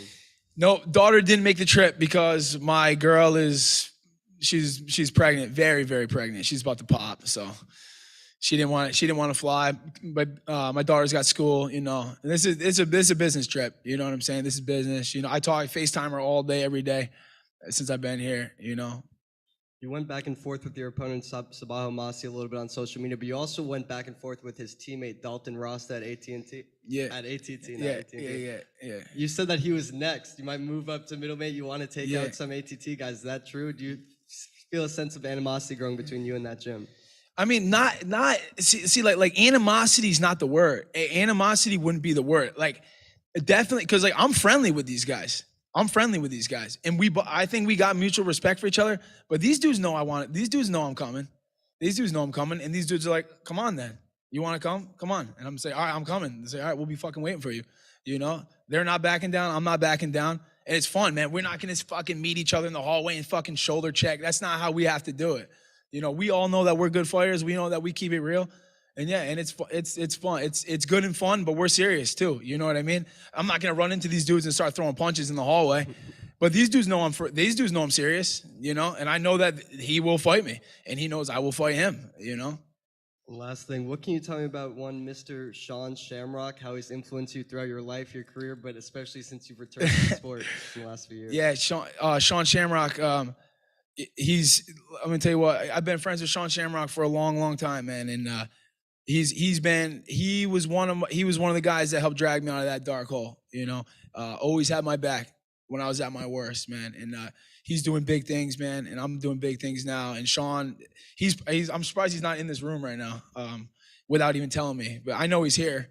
Yeah, Sean's great, man. If you guys don't know Sean Shamrock, follow Sean Shamrock, man. He's the man. Yeah.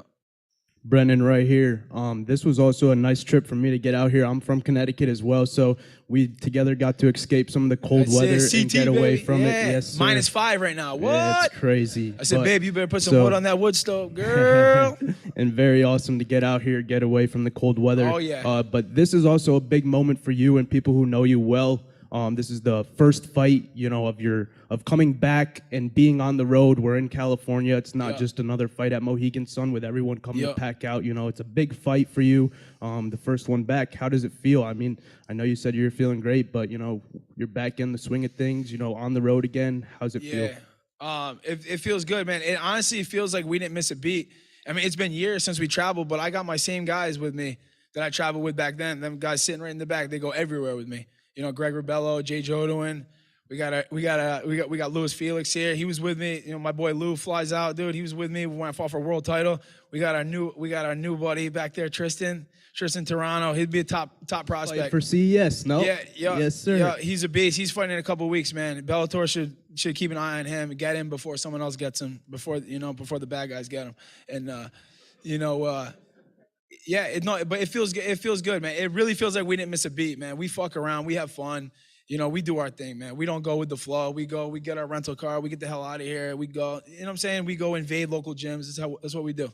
All right, and last question for you. I saw in a prior interview that you did some work with Ross Levine, a kickboxer up in New England. What were you able to take away from his craft and besides for bruises and welts and fucking black eyes? No, Ross. I wish I met Ross a long time ago, but you know I know him now, and he's became a fast friend to me. I consider him a teammate now already. We trained a bunch before I left, and I hope to help him with his camps too as much as I can. Probably one of the best strikers, and I've sparred like I tell my guys, like I've sparred everybody, you know, and I spent a lot of time in California over the years sparring at Kings and everywhere. I sparred a lot of guys, and no one ever has really like made me feel like almost helpless like that guy does. You know what I mean? Like, what the fuck, dude? You know, he's an amazing fighter, and he's a really smart dude, you know, and he's insightful, and he helps me with my mental and my physical, dude. He's a beast. He's an asset for sure. Ross Levine, Ross Turbo, the man. Doc Turbo, as I call him. I'll still double leg his ass though. I hope he sees this. Brennan, right here. Where you at? Right here. My man. So you said it's probably not gonna make it out the first round. Is that your mindset going there? I mean, I'm gonna end up I can game plan as much as I want, and yeah, I'm gonna implement some planning, of course. But yeah, man, you know that side of me is gonna come out. So they say it's gonna come out. Fighting is 90% mental. So, So how are you mentally preparing yourself to go in there and bang? You trying to end it in the first round? I mean, I'm always looking to end it in the first round. I'm always looking to end it in the first round. It doesn't matter how good a shape I'm in right now, dude. I still don't want to fight 15 minutes. You know what I'm saying, dude? I want to end it quick. The fans want to see me end it quick. I want to end it quick. That's why I'm on the main card. Dude, that's why there's no number next to my name. But I'm on this main card. There's plenty of dudes on the undercard that got numbers next to their names. I don't. But who's on the main card? I am. Because I finish fights, and they know that's what they want to see. The fans want to see. I've never not finished a fight in the Bellator cage. Like I said it now, I've said it over and over again. There's nobody with 10+ wins in the Bellator cage that has a 100% finish rate besides me. That's it, dude. That's it. And that's why I'm on the main card. After 5 years, you know, who else could take 5 years off? Cold turkey, come back and fly lids off. No. So that fire that you have. I didn't plan that. That happened right there. That fire that you have burning inside of you. How do you keep yourself fueled and you know what I'm saying, geared up to go face these challenges? I mean, just a lot of it is what I had to overcome to come back here. You know what I mean? And I had to work so hard on every aspect of my life to be able to get back in this cage. Not just like improving like skills in the gym. Like my whole life had to change, dude. I was a bottom of the barrel drug addict, dude. Like 162 pounds, like soaking wet. Like I had to change every single thing. So now I'm not going to squander this opportunity, dude. I'm mentally prepared because I went through you can't imagine what the hell I went through mentally just to be sitting here right now. You can't imagine. A fight is nothing. A fight is literally a fight is a joke. It's a fucking joke compared to what I've been through, dude. I'm serious, man. I'm serious about that. Like all joking aside, you know, this is fun. This is exciting. This is fun. It's not even a mental challenge to me to get ready for this fight because of what I had to come through, man. You know? Yeah. Brandon, right here. How's it going? Good, man. How are you? Good. 16 wins, 15 finishes. I mean, some fighters have problem finishing their lunch. You seem to just finish fighters with no problem. What goes on in your mind state? You know, I don't go out there. I don't go out there and do the pitter pat, you know, point fight and sparring. I don't do the glorified sparring, man. I go out there to finish. And that's why I still have a job here over 10 years. I signed with these guys in 2011 or 2012. Dude, it's 2023. And I was like, and I got fired and I'm back. You know what I'm saying? That's because I finished fights. This is a business. First and foremost, it's a business. You know what I'm saying? And if I was bad for business, I wouldn't be here. I'm fucking good for business. That's why I'm fighting on the main card, because I finish fights. I'm not going the distance. If it goes the distance, both guys should lose. Double L. See ya. Yeah, to follow that up, you're definitely here for the business. Like you said, they only got 3 fights on the main card, and you're the one to open it up over other people that's on the card who fought for the belt and former title champions. So you know, you're definitely here for business, right? Yes, sir. Yes, sir. And then last but not least, my 9-year-old daughter wants to know, if you're to win this fight, what's going to be your finishing move? Finishing move. I think I'm gonna have double boots in. It's be a ground and pound. He's gonna be covered up. I'm gonna have those double boots in, postured on top, fucking raining them down, dude. And I'll be looking at the ref like this. Save him. Tell your daughter. Maybe she'll see it before. Yeah. All right. Thank you, everybody.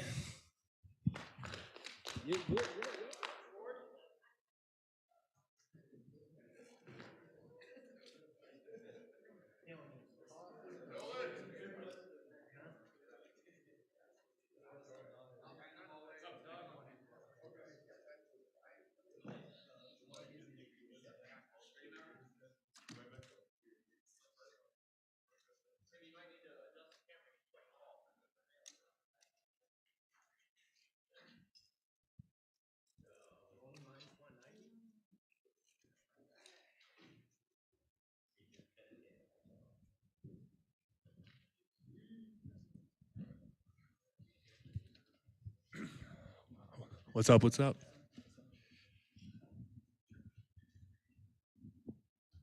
So, you were disappointed after the last one. I guess, did that stay with you, or how long did it take to kind of move past that?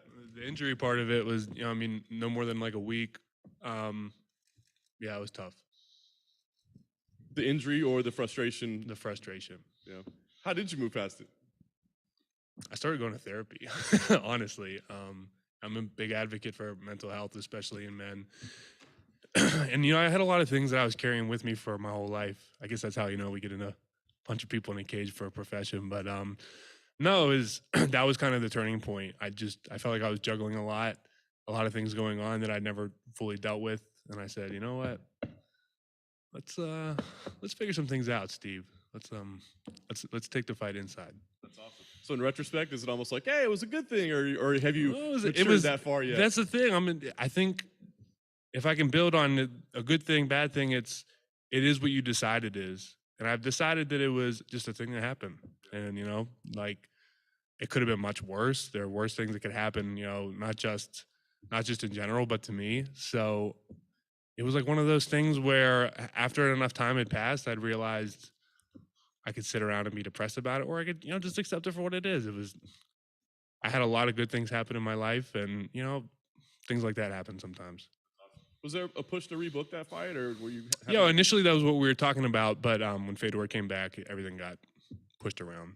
So So talk to me about this matchup, right? Because it's an intriguing one. Like, you get a newcomer, which is bizarre given your experience and where you are in the rankings, but it's a very accomplished newcomer. You know what I mean? Somebody that's really done some things in the sport. So what did you think when it was the name given to you? I trained with him 3 years ago, like right before he went and he won the PFL tournament. And whenever he won and he won, we were really happy for him, really proud of him. And then he kind of disappeared there. And I guess it was, the geopolitical climate there is what held him back. So whenever I saw that Bellator had signed him, I had a feeling at some point we might have to see each other. And like I said, I was more than happy for him whenever he went out and he did his thing. But now we're gonna do our thing together. You talk about training together. That can be just being on the same mat, or like, did you guys really get a lot of repetitions together, or I mean, how actively together did you train? Yeah, he wasn't there long, but we got a lot of work together. And then he came with a crew of guys that had already kind of like been there. And we all got on really well. It was him, and then Rashid Yusupov, another guy who was in the bracket below him, the weight class below him. And honestly, until the pandemic and the war, they were mainstays at the gym. And then when everything went down, we didn't see or hear from them for a while, and then here we are, 3-4 years later. So can you reflect on that time together? Like, can you take anything out of it, or do you almost hope that he's thinking you're that guy you were 3 years ago? Because I imagine that's not the case. I don't. It's like one of those things. The farther down the rabbit hole you go, trying to go one way or the other, the more the math and the whatever. Hey, he's gonna do this, and I'm gonna do this. Whatever. We're both changed. We're both different, and I'm really confident that I'm gonna show up that day with the better skills. Nice. Last thing for me, I guess, win here. What do you do? I mean, do you call for something? Do you ask for something? I mean, again, the rankings don't make sense here, but the matchup does. It's a big win if you win it. So do you call for somebody at the rankings? Do you call for title shots? What do you do? No, I fight Ali Isaev on February 4th, and then have beer and pizza afterwards. We see what happens.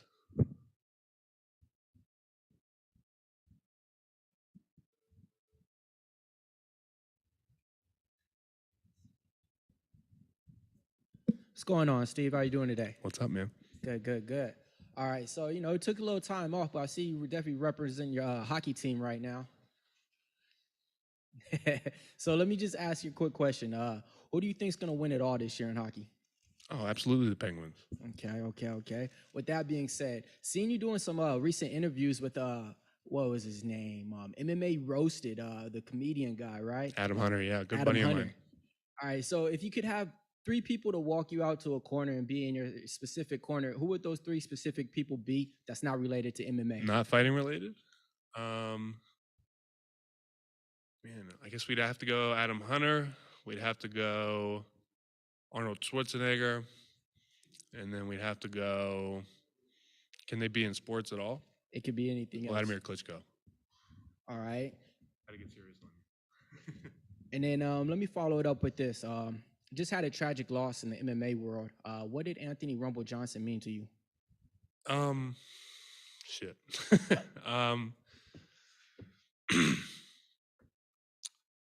Rumble was a guy that, when I met him, he was at the height of his power. He was like, a fucking animal. Everybody he fought, he was knocking them out cold. And when I met him, we weren't close. We weren't even really friendly, but we were training partners. I was somebody that I think he counted on to give him good work whenever he had a fight coming up. And I was talking about mental health earlier, and like the things that we go through day to day. He was a guy that I think he had a lot going on in his head and in his heart. And whenever he had stepped away and come back, I had seen a positive change in him. And whenever he came back, I think that camaraderie, that fraternity, the friendship that I was yearning for had kind of filled itself in. He was somebody that I could just tell liked himself so much more, liked the sport so much more. And just to close, it was really special that I got to share some of my career with him. Yeah, that's a good thing right there. A lot of people don't get that moment, and it's definitely living on through you. So I'm guaranteed, he's up there smiling down on you. I hope so.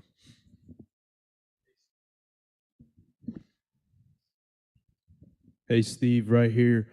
So it looks like I've seen that you've had a great training camp, putting in a lot of work at Kill Cliff. putting a lot of work in with Linton Vassell.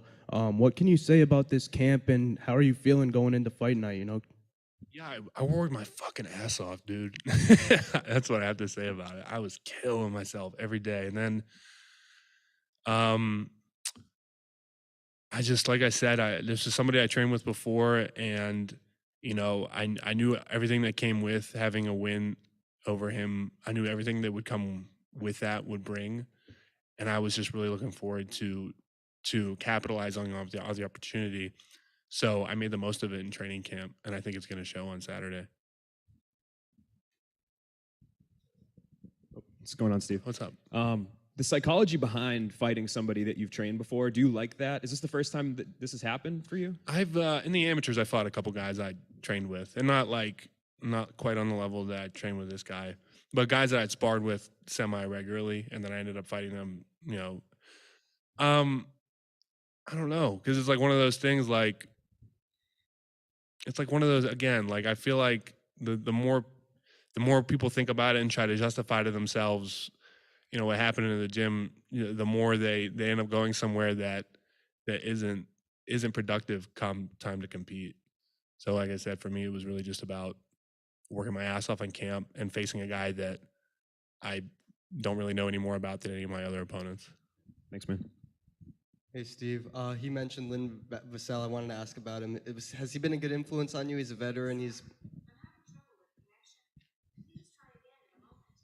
been through this. Been through a lot of stuff.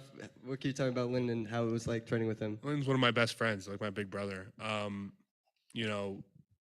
The number one thing I look forward to, especially about getting ready for a fight and having a guy of Linton's caliber in my camp, is not just obviously the skill benefit I get, but also, like the positivity and the support I get from having somebody like him.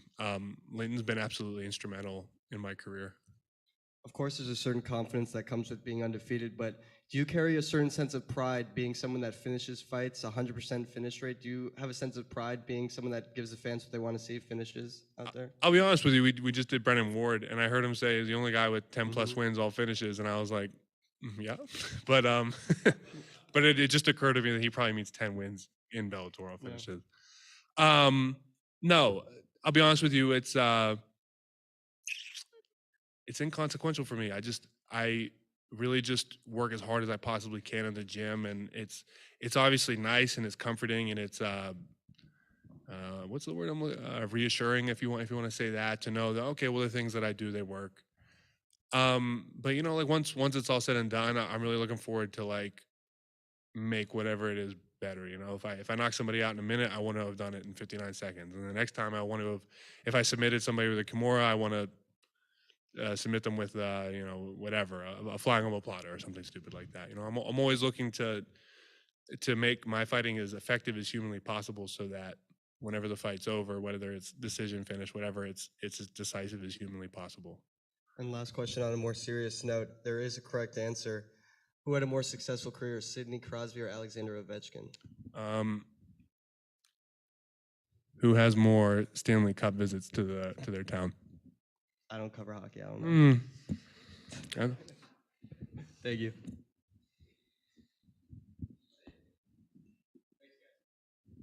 Thank you, guys.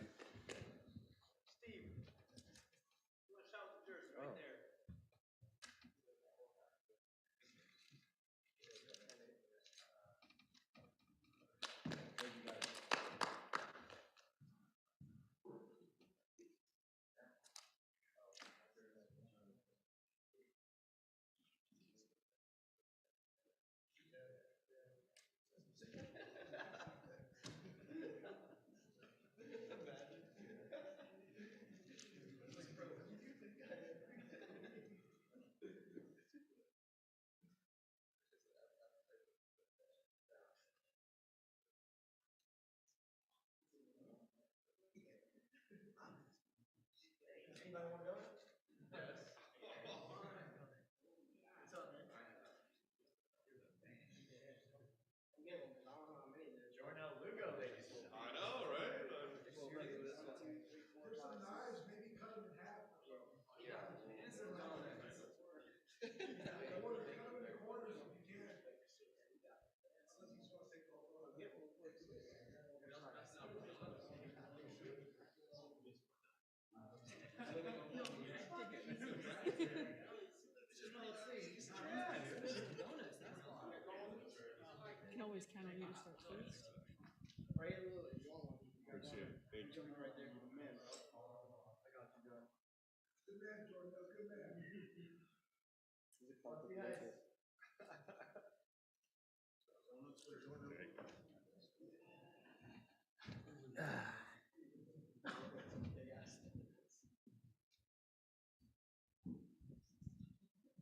We should probably let everybody know behind the scenes that you just passed out a box of donuts to everybody in the media. Was that just a well-played strategical decision to maybe get some kindness from the media today? Well, I got it for the Bellator. I got it for the Bellator staff because they always treat me so nice and stuff like that, and they pay my bills. So. Oh, so really, you weren't thinking about us at all. But you guys are part of it. You guys help the situation, so I got some for you too. Now, it begs the question because you got to make weight here soon. Were you able to indulge at all and enjoy it? If I eat one of those, I'm missing weight. I'm missing weight. Well, talk about this. I mean, obviously, kind of this matchup has been pretty exciting since it first announced because it's kind of two prospects that have some momentum, I guess. What did you think when they paired you guys up? I thought it was a good matchup. He's 6-0. He's undefeated. I'm 8-1. I'm coming off my first loss, so I thought it was a fair matchup. So I can't complain about it. I like it. When there was a need to reschedule it, I mean, were you aiming to let's keep it together, or were you saying that just give me whoever? I don't care. I'd like to stay busy. I didn't really care either way, but it was good that we got, because either way we're gonna have to fight each other. All of us are gonna have to fight each other at some point, so you may as well just get it. Let's get it out the way. Let's just get it done. Very nice. Have you been watching his rise up as well? It's kind of similar to yours. Yeah. And what do you think about him as an opponent? Yeah, I seen his debut. I remember I watched his debut when he first fought on Bellator and stuff like that. And I watched all his fights. So I think he's a good fighter. Does he present any challenges that you haven't seen before or anything that you're concerned with? I mean, after that Danny fight, nah, I don't think anyone's going to bring anything I haven't seen yet. He thinks you guys are going to end up facing each other maybe a couple times down the road as well. Do you kind of see that as well? Yeah, it's possible because we're young, I'm 27 and he's 25, something like that. So, we have a lot more room to grow, so it's only a matter of time. We might fight again. Last thing for me, I guess, the goal here, just a victory, or is it something about putting the past behind and getting back in that win column? Definitely want to get back in the win column, but I just want to prosper in my sport, man. I work so hard, so I don't want to come out here and not be able to dominate, So I definitely want to come out here and show that I'm here to stay. Hey, Jornel, what's up, man? Almost a 9-month layoff between your last fight and now. Do you think that this might be the most you've ever improved between two fights? Oh, yeah. I'm going to show you guys on Saturday, for sure. And as John just mentioned, do you feel like this win would finally get that bad taste out of your mouth from that last defeat? Has that taste left, or would this win really? I learned a lot from it, so it was necessary. It sucks how I had to learn the lesson, but I learned a big lesson, so it was necessary. It's not a bad taste, it's bittersweet, actually. You heard there's going to be a bunch of legends here this weekend, a bunch of legends of the sport. Does that make it a little bit cooler? You get to perform in front of some guys that you grew up watching? No, I don't know who's here. I'm just worried about fighting. Chuck Liddell. I don't know who's here. Yeah. Chuck Liddell's here? That's Randy cool. Couture? That's cool. That's what's up. Yeah. All right. Thank you, man. Jornel right here. So I saw, right here, after the last fight with Danny, didn't go your way. We'll get, you're over it now. I saw that you made some changes to your training, mixing in more people, not much of changes, just kind of getting different looks.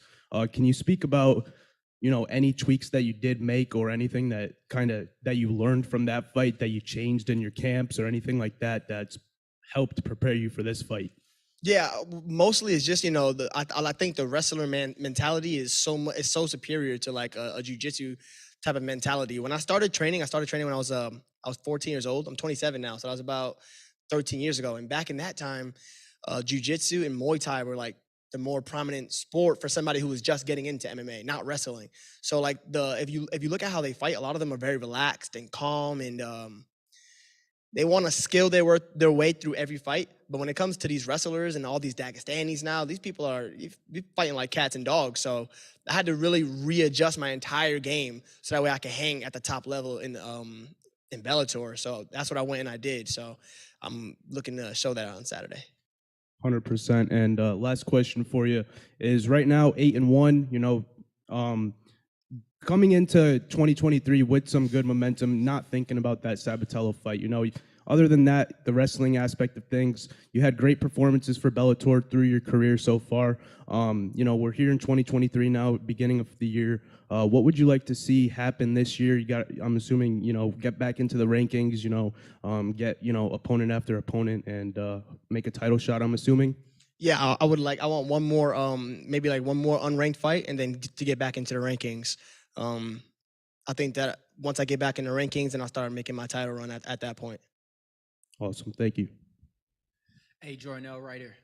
Welcome to California. How you doing today? I'm doing good, man. Hungry. Right. First time in California? First time. Well, no, actually, it's my second time. First time stepping feet in California. But it's my first time in LA.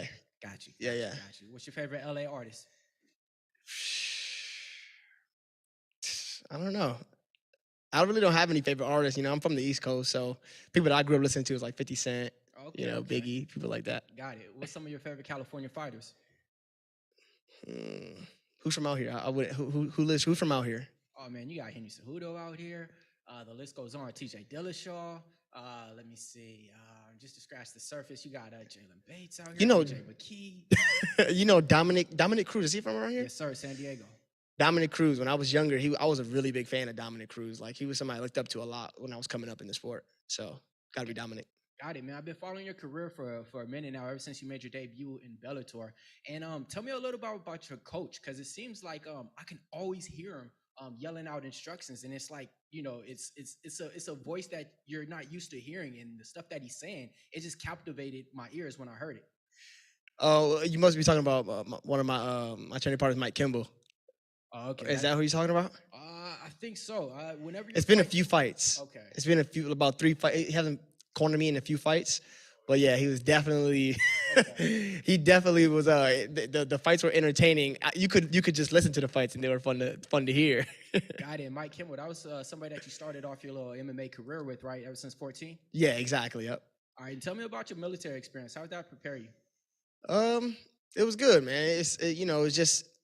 A big thing about if you want to be successful in any sport or any career, any craft, is just you got to go through suffering, and you got to go through things that are not fun. Life is not always about a party, So going through just basic training and AIT and all that sucked. It was cold, and you're outside doing ruck marches, and now I'm doing weight cuts and dieting for weeks at a time. So in order to be successful, you got to go through a lot of pain. So I guess it helped me in that area.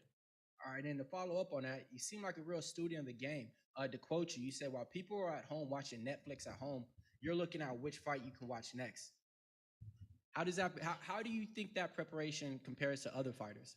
I mean, it's all about being diligent. In any craft that you're in, you want to read all the books, you want to take the seminars, you want to take the classes and be the best at your craft. And just like MMA, you can't just show up to training and then just go home.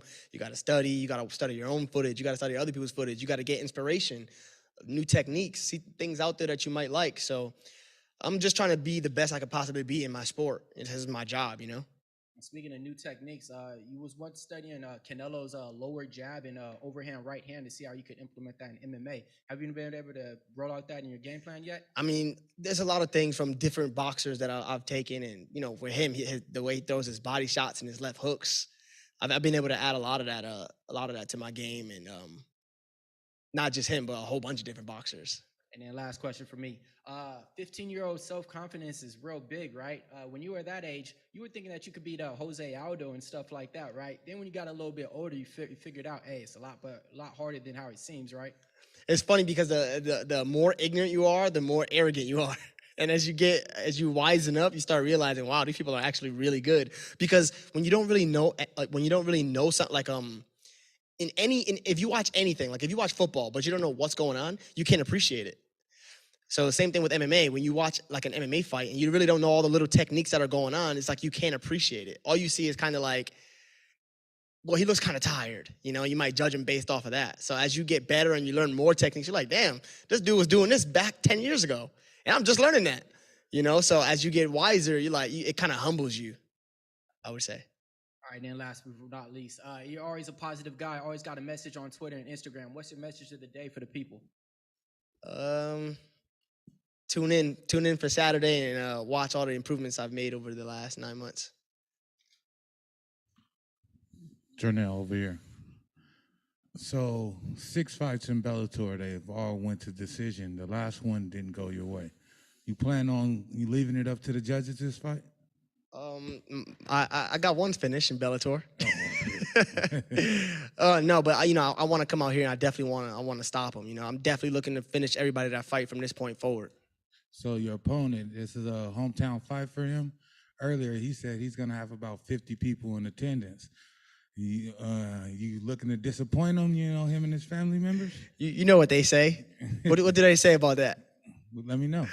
The fans can't fight for you, so they ain't getting in the ring with him. So it's only gonna be me and him.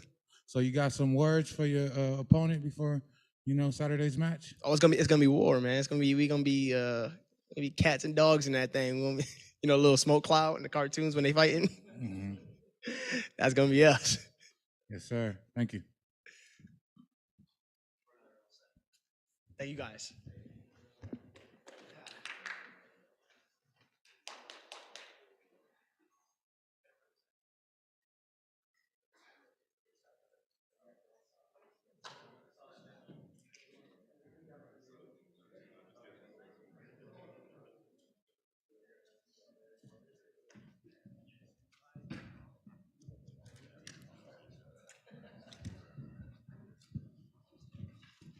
One.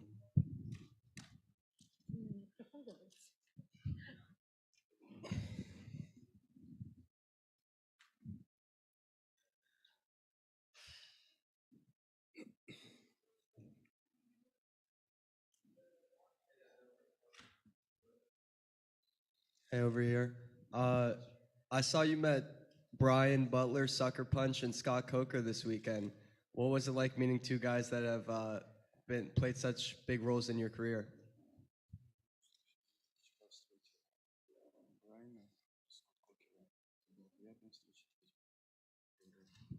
Да, конечно, это была очень приятная встреча, так как я очень давно хотела с ними встретиться, вот, и вчера вообще неожиданно я встретилась, вот, и потом я узнала, что и мой менеджер тоже прилетел, и, это была очень приятная встреча, да.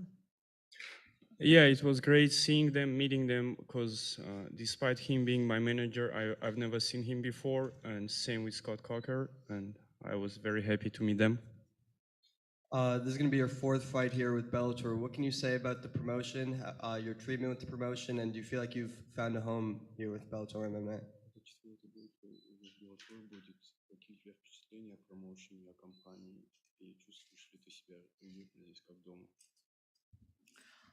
Да, я чувствую себя здесь хорошо. Мне очень приятно, что я выступаю в такой лиге, в такой огромной лиге, и я надеюсь, что и дальше смогу выступать и наконец-то завоюю этот титул. Yeah, I'm very satisfied with the promotion. I'm happy with Bellator. It's a huge, amazing organization, and I'm hoping to keep fighting for them and eventually get the belt. And your opponent, Alejandra Lara, she enters the fight on a three-fight losing skid, but she's a very experienced fighter with 15 professional fights under her belt. Do you view her, do you expect her to be your toughest test to date within the Bellator cage? Твоя соперница Алехандра Лара, хоть она идет на серию поражений, она очень опытный боец, у нее 15 боев. Ты считаешь, что это будет твой самый тяжелый бой в твоей карьере? Ну, я считаю, что это достойная соперница, да, я именно, хотела разделять клетку именно с такими оппонентами, вот, и я думаю, что, да, не сказать, что прям самое тяжелое будет, но я думаю, не знаю, хороший бой будет. Yes, I always. That was the goal, to fight tough opponents. She's a great fighter, despite her losing streak, and that was always my goal, to fight tough opponents. Right here. How's it going? Welcome to California, Diana. Спасибо большое. Thanks a lot. Have you visited any MMA gyms out here in the States, or do you plan on to since you got your visa now? У тебя получилось какие-нибудь залы посетить в Калифорнии? Собираешься ли ты это сделать? какие-нибудь ММА-залы? Нет, ММА-залы я еще не успела, к сожалению, посетить. Ну, я тут остаюсь до 11 числа, так что я надеюсь, я попаду в залы. Uh, Unfortunately, no, I didn't visit any gyms yet, but I'm staying here till February 11th, so maybe I'll be able to. And then let me ask about some of your previous fights in Bellator. You have one of the fastest women's KO when you landed a knockout in 29 seconds. After you get a win like that, does your confidence go to another level, or do you still stay in the same mind state? У тебя один из самых быстрых нокаутов в истории женского ММА. После такого выступления у тебя уровень в себе сильно подскочило, или ты остаешься на таком же уровне? Ну, уверенность у меня не только, ну, не из-за нокаута появилась, а из-за того, что с каждым боем я набираю какой-то опыт. Это все равно, ну, нокаут особо и, можно сказать, я не почувствовала бой, так что, ну, не только из-за этого. To be honest, I wouldn't say that I've been confident, and my confidence comes from my preparation. And when it comes to that fight, I didn't really even felt that I was in a fight, so I wouldn't say so. And then another question. So your opponent, she always loves to dance before the fights and after the fights. Are you going to be doing any dancing this Saturday night? Твоя соперница, она любит танцевать перед боями и после боев. Ты тоже собираешься показать нам какие-нибудь движения? Нет, к сожалению, я не особо любитель танцев. Пусть она потанцует, а мы на нее посмотрим. Unfortunately, no, I'm not a big dancer, but I'll be glad to see her dance. And last question from me, actually from my 9-year-old daughter. So my daughter has a question. She wants to know, if you're to win the fight this Saturday, what's going to be your finishing move? Последний вопрос от меня, но не совсем от меня, от моей 9-летней дочки. Если ты планируешь закончить бой, какой будет твой, каким движением, приемом ты планируешь закончить бой? Для дочки скажите. Что сказать? Не знаю. Как сказать? Как хочется, да? Я не поняла. Его дочка спрашивает, каким ты приемом закончишь бой. Каким приемом? Я не знаю, смотря каким бы она хотела увидеть, каким приемом бы она хотела увидеть, чтобы я закончила. Ask your daughter what move she wants her to see finishing. Летающее колено в прыжке.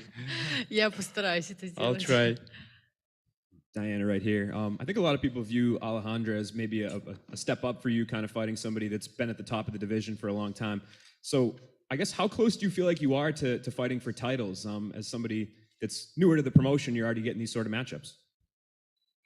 Очень многие считают, что это для тебя шаг в твоей карьере из соперницы, потому что она уровнем выше. Насколько ты считаешь, что далека от того, чтобы драться за пояс? Ну да, это так, она и по уровню выше. Но я думаю, что буквально там 1-2 боя, я думаю, и все. 2-3 боя. Yeah, she's the toughest fighter I fought on paper, and when it comes to me fighting for the belt, I think 2-3 fights, and I'll be there. I know previously you had expressed interest in fighting Valerie Lareda, who recently left to go to WWE. Were you disappointed to see her leave and that fight will never happen? До этого были разговоры насчет твоего боя с Валерий. Ты была расстроена, что она ушла из ММА? Ну, мне не принципиально было особо с ней подраться, просто фанаты хотели этот бой увидеть, вот, а так, ну, она бы мне особо не помогла, я думаю, в рейтинге, чтобы подняться, чтобы к титулу добраться, и, как бы мне все равно. To be honest, it was mostly desired by fans. It's not like I wanted to fight her that bad, but because I think she wouldn't help me to progress in my career when it comes to getting to the belt. Thank you. Hey, Diane, over here again. What does it mean to you to be able to fight on the same card alongside such a legend of Russian mixed martial arts like Fedor Emelianenko?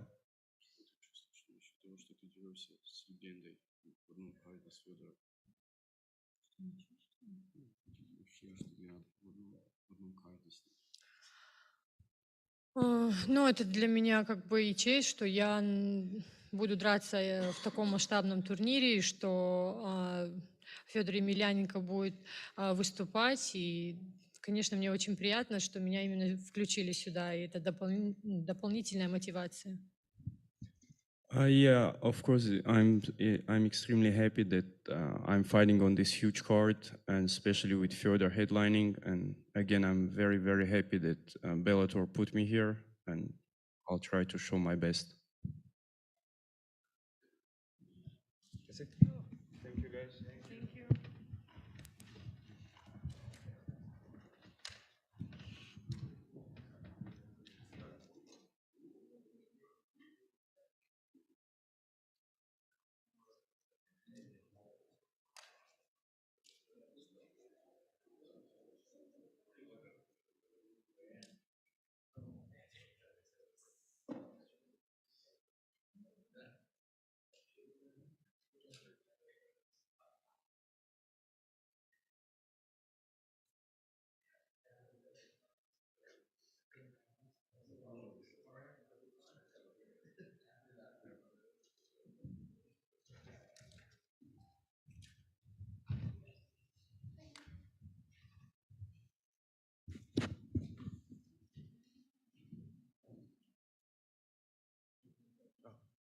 Hey, Karl.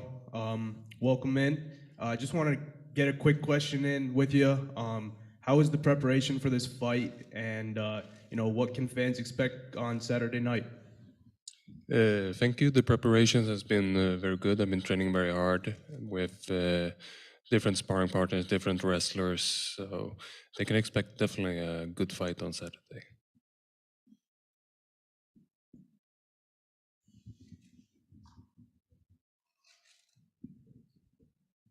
Karl, what do you think about your opponent Grant Neal and the matchup that he presents to you?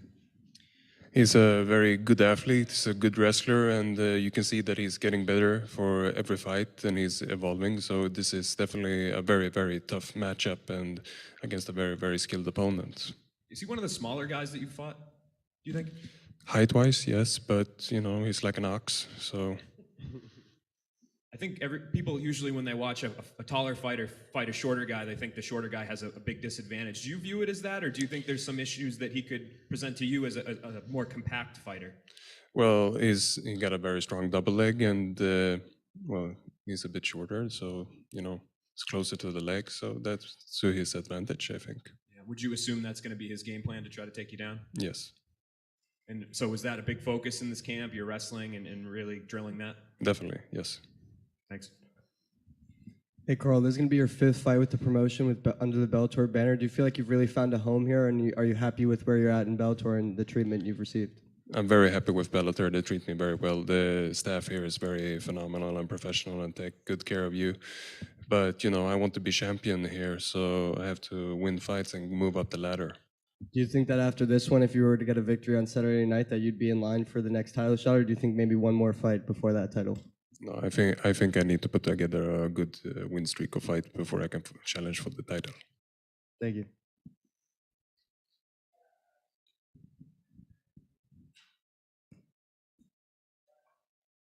Right here. So, what is your plans for 2023 as a fighter? You plan to be active? Well, I got 2 kids at home to support, so I want to be active as possible. This is just the start of 2023, but I would like, after this fight, maybe 2 to 3 more fights this year if everything goes to plan. But this is the fight game, so you never know. Well, what was the difference of strategy as far as this camp versus any other camp? Well, I've definitely been working more on my takedown defense for this fight and my defensive wrestling. And also, after my last performance, I contacted a mental coach who helped me get my head straight. So what does that consist of as far as getting your head straight? Like talk about anxiety and stuff like that, and mental visualizing and relaxing. So when the visualization, how do you visualize this victory? I flying knee him in the face, and he's lying flat, and I finish him with several punches until the referee pulls me off. For sure. So you're looking for that signature victory? Definitely. Thank you.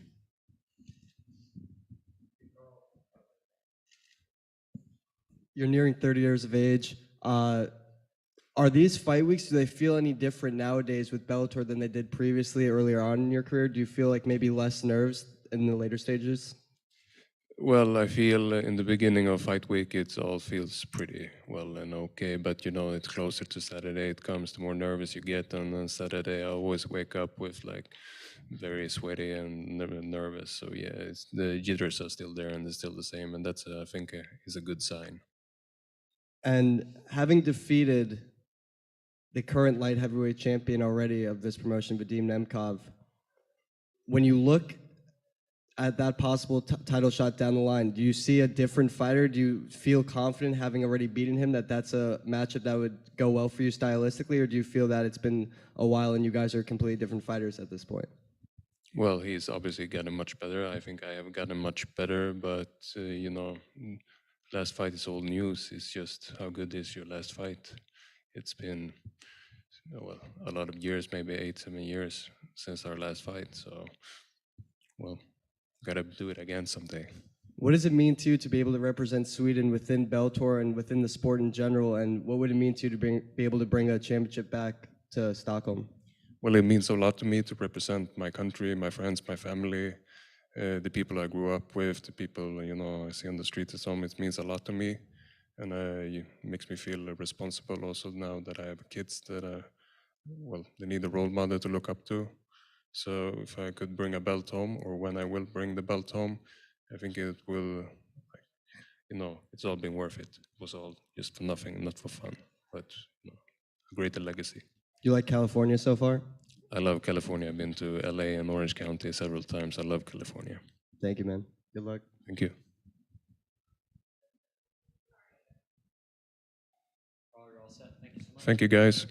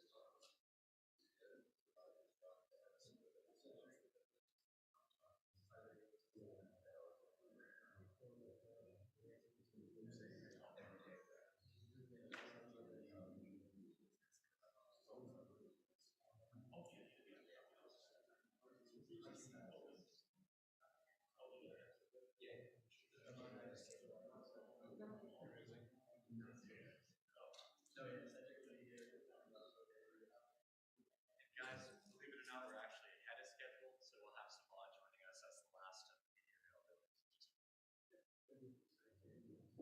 Your guys' pacing has been Thank you. perfect. Thank you. It's been so good. Trying to make it as easy for you guys as possible. It's so good. I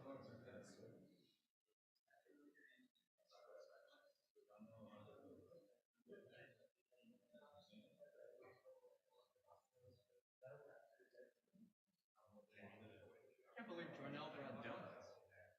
Gotta notice how to win some headlines for himself. No, two left. There's two left.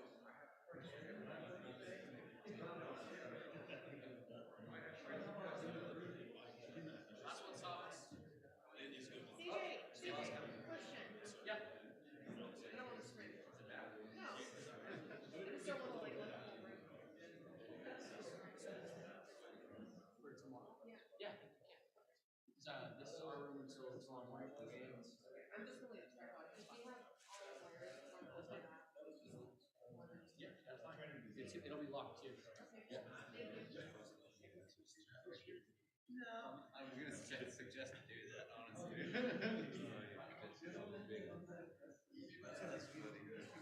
I was like, maybe literally gonna tell you.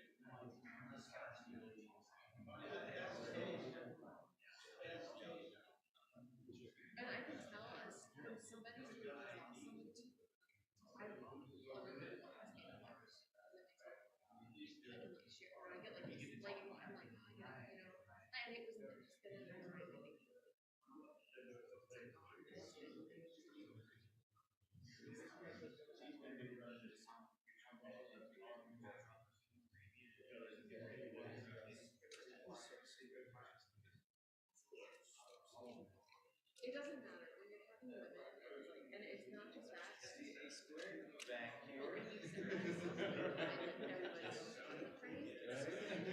Like you have to really be careful with your words when you talk about something because a lot of women just when you keep your confidence in them, like they don't take it that way. Like if you and I don't get like people don't tell me like, oh you're boss. Like I'm saying, you know what I'm saying? Like people comment like I don't she's like so it's just the way I am. It has nothing to do with like you know what I mean? It's a really easy way to it's not like I don't know how the what do you call it? But it's a learning experience.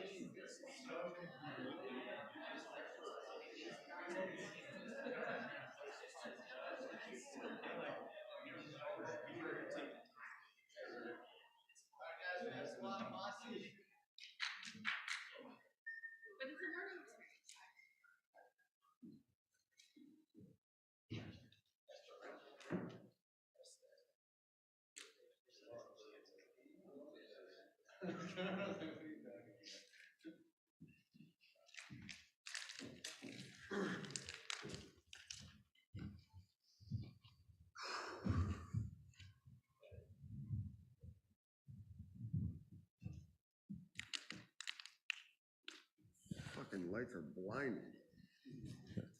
Sabah right here in front of you. Big slot opening the card on CBS against another guy that fans have been clamoring for you to fight for a couple of years now. How excited are you for this matchup and this opportunity? You'll see how excited I am on Saturday night. I'm gonna come all over the place. I'll fucking blow my load. I'm gonna fucking beat this guy's face in. All right, I think we can end it right there. Brennan, obviously somebody that, like I said, fans have been kind of suggesting you guys meet up. When did he first come on your radar? Social media, people, were coming onto my page, tagging him. I don't even know who these people are. Tagging me, talking shit, you know how people are, trolls. That's how it started. Then they started tagging me in his stuff. And I told my manager to make the fight happen. And it took a while to get it, but here we are. We got it. And I think everybody knows what you bring to the cage, but for you, when you get matched up against a guy that kind of has that same reputation as you, just kind of goes in there and tries to produce violence, do you get more excited about a matchup like that than, say, I don't know, the guys you fought in the last couple fights? Yeah, I love someone who shows up and comes to fight, someone who's going to meet me in the middle, and we're going to throw down. That's what I like. We talked to Brennan a little while ago, and he was kind of saying, you guys kind of have that mutual respect with each other because you recognize the intensity and kind of the savage nature of your fighting style. Is that shared on your end as well? Absolutely. You got to respect someone like Brennan Ward. He's got power in both his hands. And, at the end of the day, I don't look past anybody. Anybody who's across the cage from me, I know I'm getting into a goddamn fight. And I'm going to be well prepared, This fight has kind of been advertised as a bit of a car crash, just two guys going at it. I mean, is it going to live up to those expectations? Is it almost like difficult to kind of have that mentality? Like, do we see it leave the first round? Or all those things that are being said, is that what you think is going to happen in there? Have you seen my fist connect on someone's face? A few times now. Then you should know the answer to that question. It's a goddamn car crash. That's what's going to happen. Love it. Thanks, man. Yeah. What's up, Sabah over here? What can you tell me about your treatment in this promotion with Bellator? You're on a big spot in the main card, promotion's debut on CBS. Do you feel like they're putting you in big spots? Are you happy with what Bellator's been doing for you recently? Absolutely, man. Bellator definitely takes care of me, and I appreciate everything they do for me. Happy to be a part of this organization. I just want to fight more. I'm in my prime right now. I fought twice a year these past 3 years.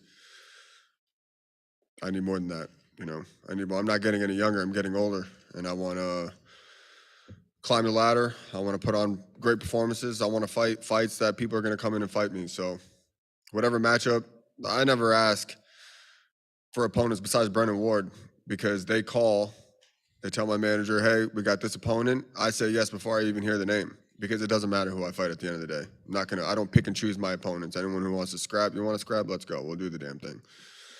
So. You've mentioned your manager a couple times. How crucial is it in this game to have a manager like Brian, someone that will fly across the country on your birthday and surprise you? What can you tell me about how he's influenced you in your guys' relationship? Man, it's past it's not really like he's more than a manager to me, you know. But we've honestly built that relationship over the years, you know. In the beginning, I probably just annoyed the shit out of him. I just constantly called him, constantly asked him, "Do we got any fights? We got any like anything?" You know. And you know, over the years, we built a great relationship, and I'll finish my career with him. You know, I don't ever see myself leaving him. I mean, it's just the way he treats me, and not just me. It's all his fighters. You know, doesn't sugarcoat things, doesn't promise you things, and doesn't.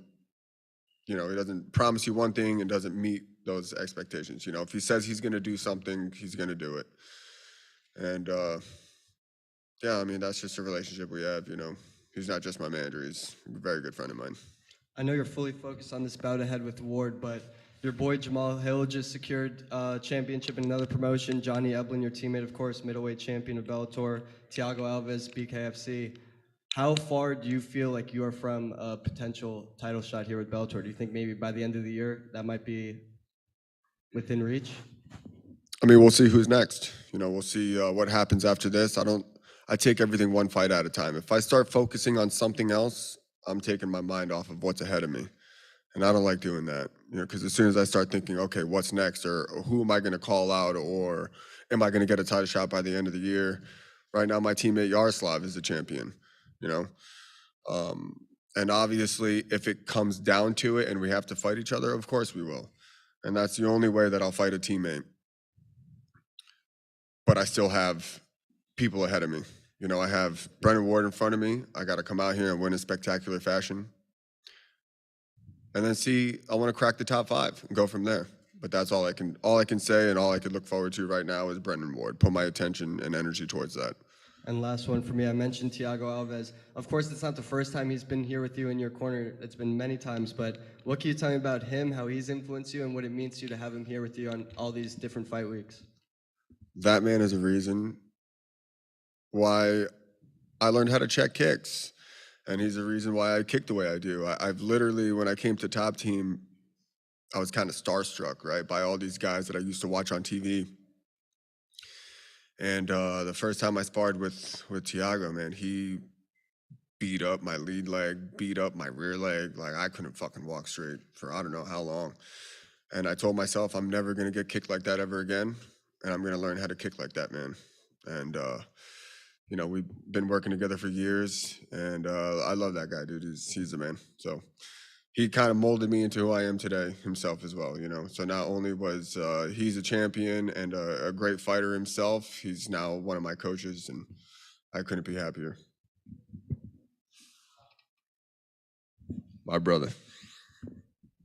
Right here. How's it going, Sleek Chic? Another day. All right, how's California treating you? It's California, man. It's beautiful out here. I love the scenery. I can see some goddamn mountains outside my window. Got it. So having fought for Strikeforce with Nick Diaz on the card, Bobby Lashley, then fighting on the McGregor and Diaz 2 card, then fighting on the Aldo and Holloway 2 card. Now you're at Bellator fighting on the Fedor versus Fedor 2 card. How does that feel to be the first fight of the night, kicking off the new merger with CBS? It feels great. You know, I feel like everything is coming together, perfect timing. I feel like I was a bit of a late bloomer, but here I am. You know, I'm stepping into the cage and I'm putting on great performances. So I'm just excited. I'm excited for Saturday night, man. Nothing but excitement. I'm excited to showcase my skills, and that's it. To follow up on that, you got that right. Great performances. Your last 4 wins, I mean, you won every way possible. One by decision against Curtis Millender, one by a flying knee, one by a triangle choke, one by overhand right hand. What can we expect and what's next? I don't ever predict how I finish fights. If I made the mistake, you know, people learn from your mistakes, right? You see my record? I got plenty of blemishes on there. And I've learned from every single one of them. But that also made me who I am today. Speaking of learning, it made you who you are today. Tell me about New Brunswick, New Jersey, and how that made you who you are today and the fighter you are today. Man, honestly, I was born in New Brunswick. I lived in East Brunswick. I don't really remember much besides the neighborhood I grew up in and the elementary school I went to because it was right down the road. But I grew up in South Florida. You know, I moved down to Florida when I was about 9 years old, and then I also lived in Michigan for 3-4 years. You know, and that's actually where I started my mixed martial arts career. So really, I consider South Florida my home. Got you. It's 2023. If you could give yourself a new nickname, what would it be? I got plenty of them. The Big Sabowski, Sabah Ganoush. Shit, what else? What?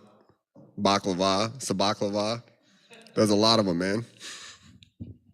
Got it. Can't wait to see your fight this week. Right here. So your energy, you have such a calm confidence. Oh, what gives you your confidence going into the fight? You see who I train with on a daily basis? Exactly. That's what gives me my confidence. So having a corner like yours, you know, how does that push you, you know, to take your career to new heights? You know, these guys in my corner, man, they're inspirations in my life, you know. You take a look at the success that they have inside and out of the cage, and that's what you thrive to be, right? You want to surround yourself with people that are successful so you become successful, right? Because you're a product of your environment and who you surround yourself with. And you know, over the years, I built a relationship with these guys. These guys, these are my family. This is my family with me, you know, and we'll be together for a very long time.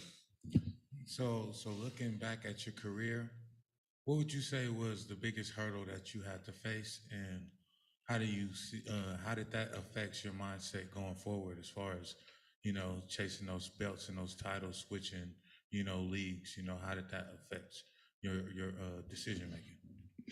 You know, the hurdles that I've had are it's hard, you know, when you fall flat on your face in front of everybody and kind of start to like doubt yourself, and you know, it's hard. Everyone hits a rock bottom, right? But it's all about how you get back on your feet and what you do from there on out. But there's a lot of times that I was, you know, everyone's their hardest critic, you know. The only person who's going to be hard on yourself, harder than anyone else, is yourself. And you know, I'm very hard on myself, especially if I lose, and I take a look back and I dwell on it for a long time, and I make changes. I make the right changes that I have to make in order to improve. But I would say, like, every one of my losses was a kick to the dick to me. You know, I've lost to some people I shouldn't have lost to, and I've also lost to people that were better than me that night. But I'm not looking in the past. I'm looking what's ahead of me, and what's ahead of me to me is a very bright future. And I feel like I'm just gonna succeed. You know, I'm only gonna go up from here. There's the only way is going up. Sabah, thank you for your time. That's it. Cool. Thank you.